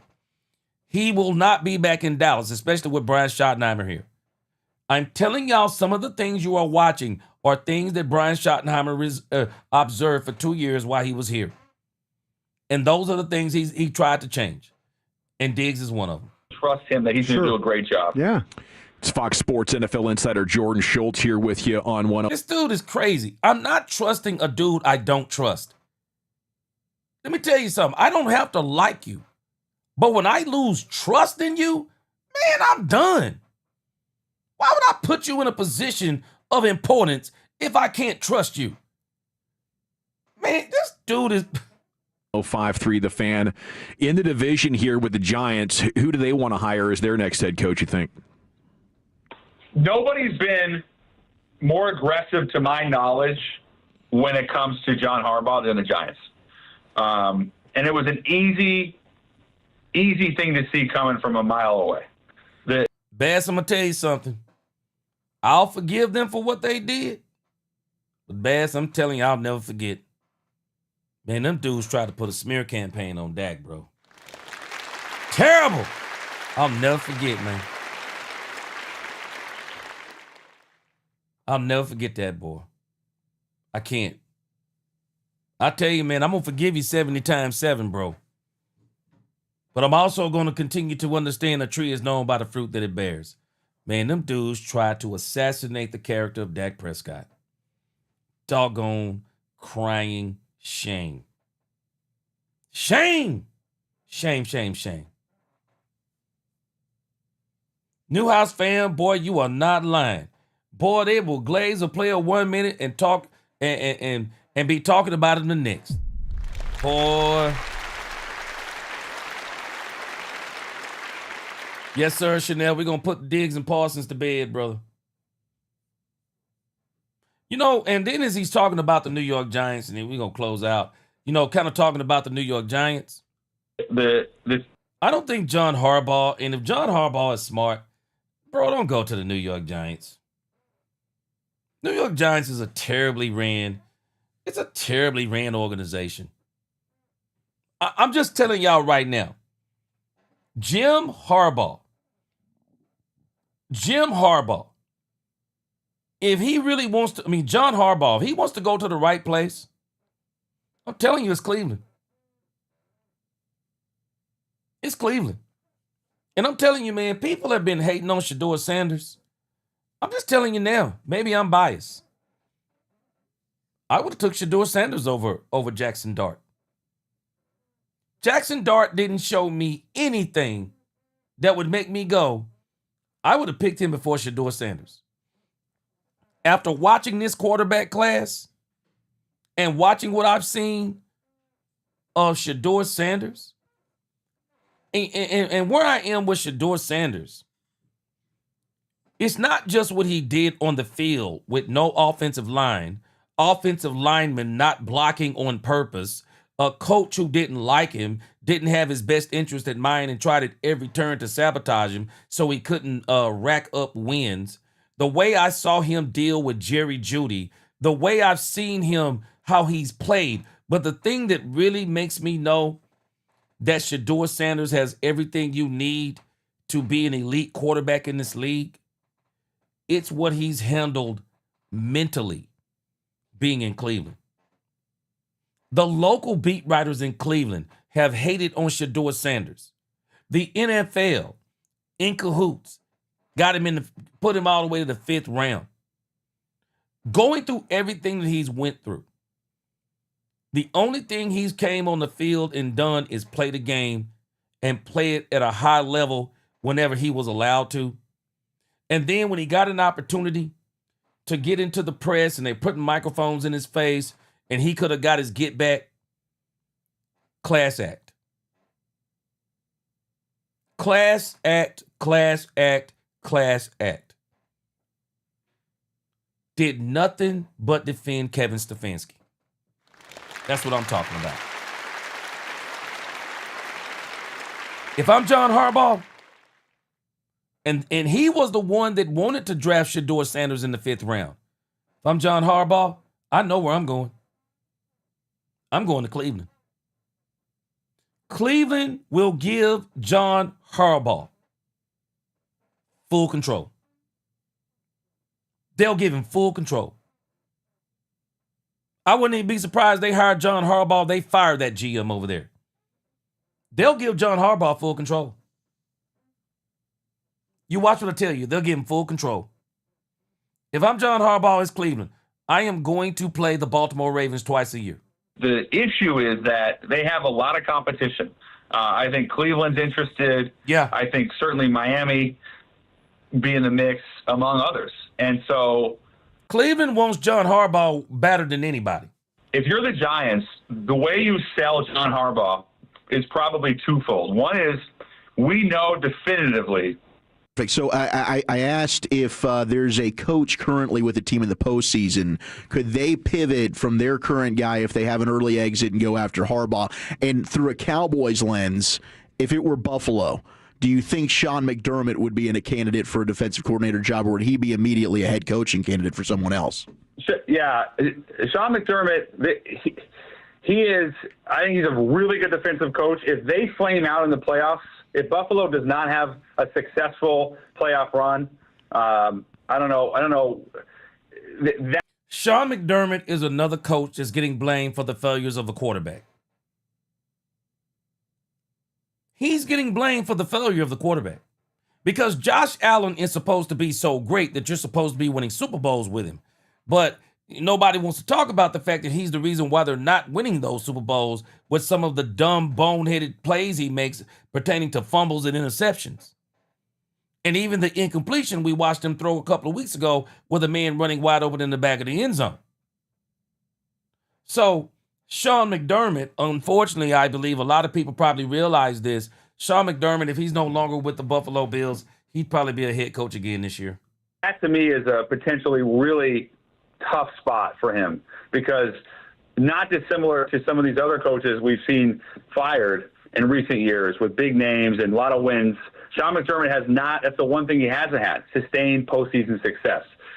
If Sean McDermott gets fired, and that's a big if, and I don't expect that to happen, but if that were to happen, and that's hinging Superstar on status, a I really think they're going. disappointing playoff again for the Bills, then he would absolutely be in the head coaching cycle.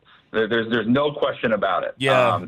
And you look at Mike McDaniel today getting fired. He's going to get, as I have, and you ask him about Vance Joseph, it's like there is a tremendous amount of respect and confidence and who he is as a person and as a coach. When I think about that and all the jobs that he's getting requested for, I would be surprised if Vance Joseph is not a head coach going into next season. I'll be honest with you. I'm different. I'd be surprised if he is. I'd really be surprised if Vance Joseph is, because I'm telling you, he wasn't that good when he was there. Was the head coach the first time, but maybe the second time is a charm. What do you say? And why not? Why not? I mean, the NFL, if you ask me, man, they recycle way too many coaches. So why not? Vance Joseph, give him another opportunity too.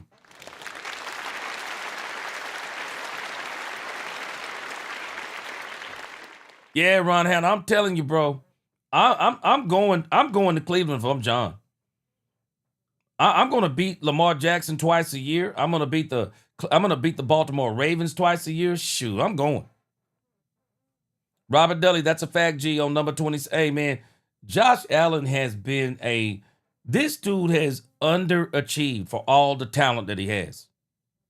It's great to hear. Music to our ears.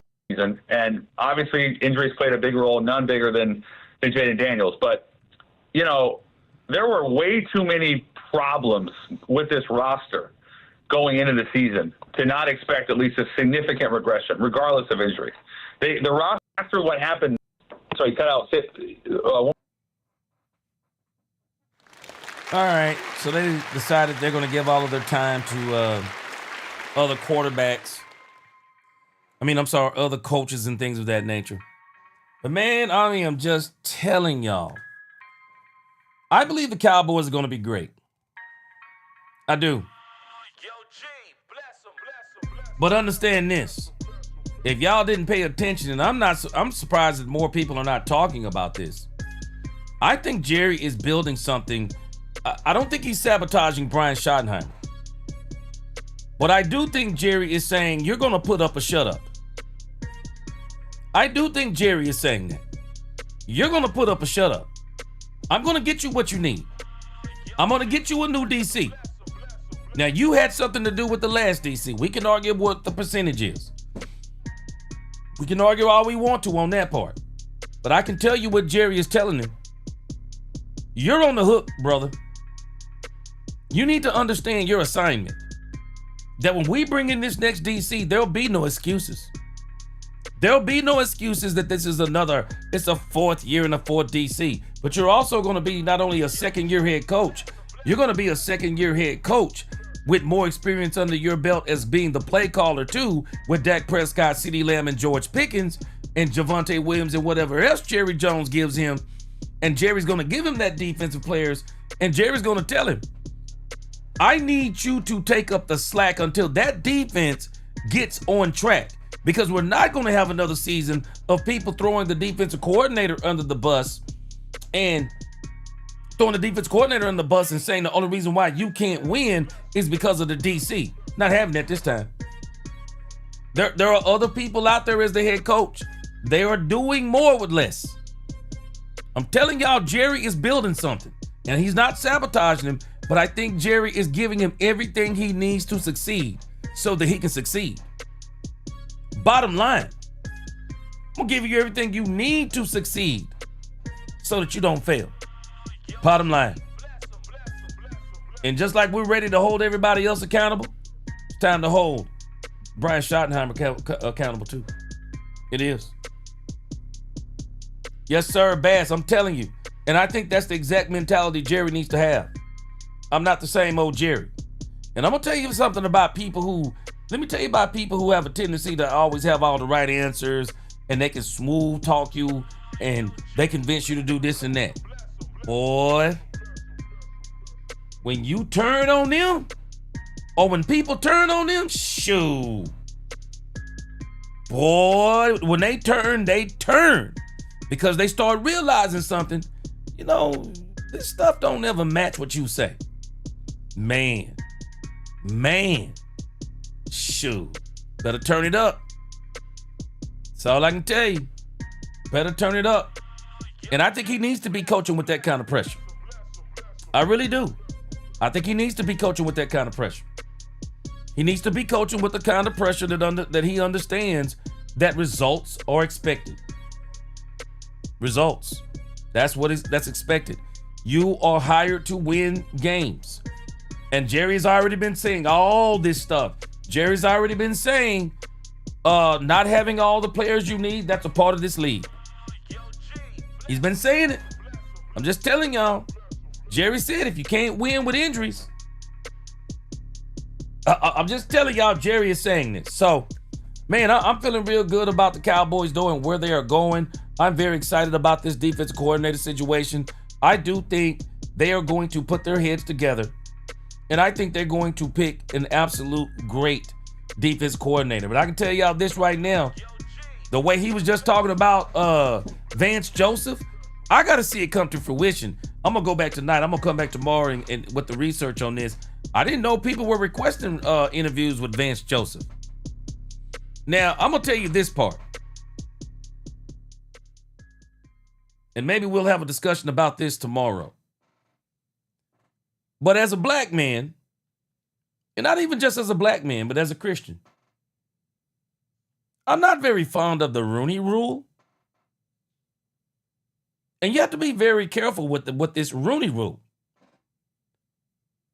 Because some of these teams will bring in a black coach to fulfill the Rooney Rule. I'll just be honest with you. I'm just a different type of person. I wouldn't go to an interview just for the Rooney Rule. I would have to know if they really wanted to consider me as a coach. Because if it's for the Rooney Rule, hey, bro, lose my number. Lose my number. Don't call me in to fulfill some quota. Only call me if you want me to be the coach. Lose my number if you're calling me for the Rooney Rule. So with Vance Joseph, and this is the problem sometimes with black coaches, you got to be wondering if they're only calling you in for the Rooney Rule. That's why I wish they would get rid of this nonsense. Because it really puts you as a black coach at a disadvantage. Because you truly don't know why they're calling you. It's sad, man. It's sad. It's sad, man. It's a sad situation. But it's frustrating for me. I'm just telling you the truth. It's frustrating for me. Don't call me to fill your doggone quota. You'll be lucky if I don't go off on you. Shoot. And matter of fact, if I find out you called me for the Rooney Rule, you're going to be lucky I don't go off on you. You really are. Guys, if you haven't signed up for the G Sports Nation, I got some good stuff going over there, man. I've uploaded my third video. Getting ready to do a live stream over there probably tomorrow. I'm going to do one over there. And of course, I'm going to do one here. Y'all go check out the G Sports Nation if you haven't subscribed. This is the latest video that I did on why 3 reasons why John Harbaugh should go to the Cleveland Browns.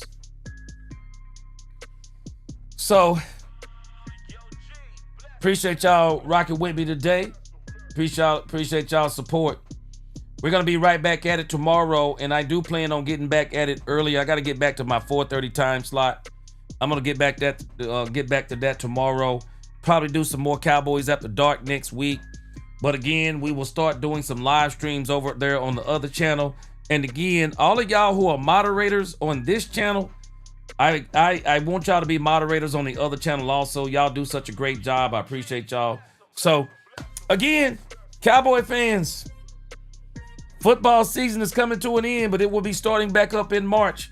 And so we will be covering the Cowboys all the way up until then and all the way until next season. So, and we will be back tomorrow. So until the next time, TC4L, God bless. Let's talk Cowboys when we talk facts. Peace.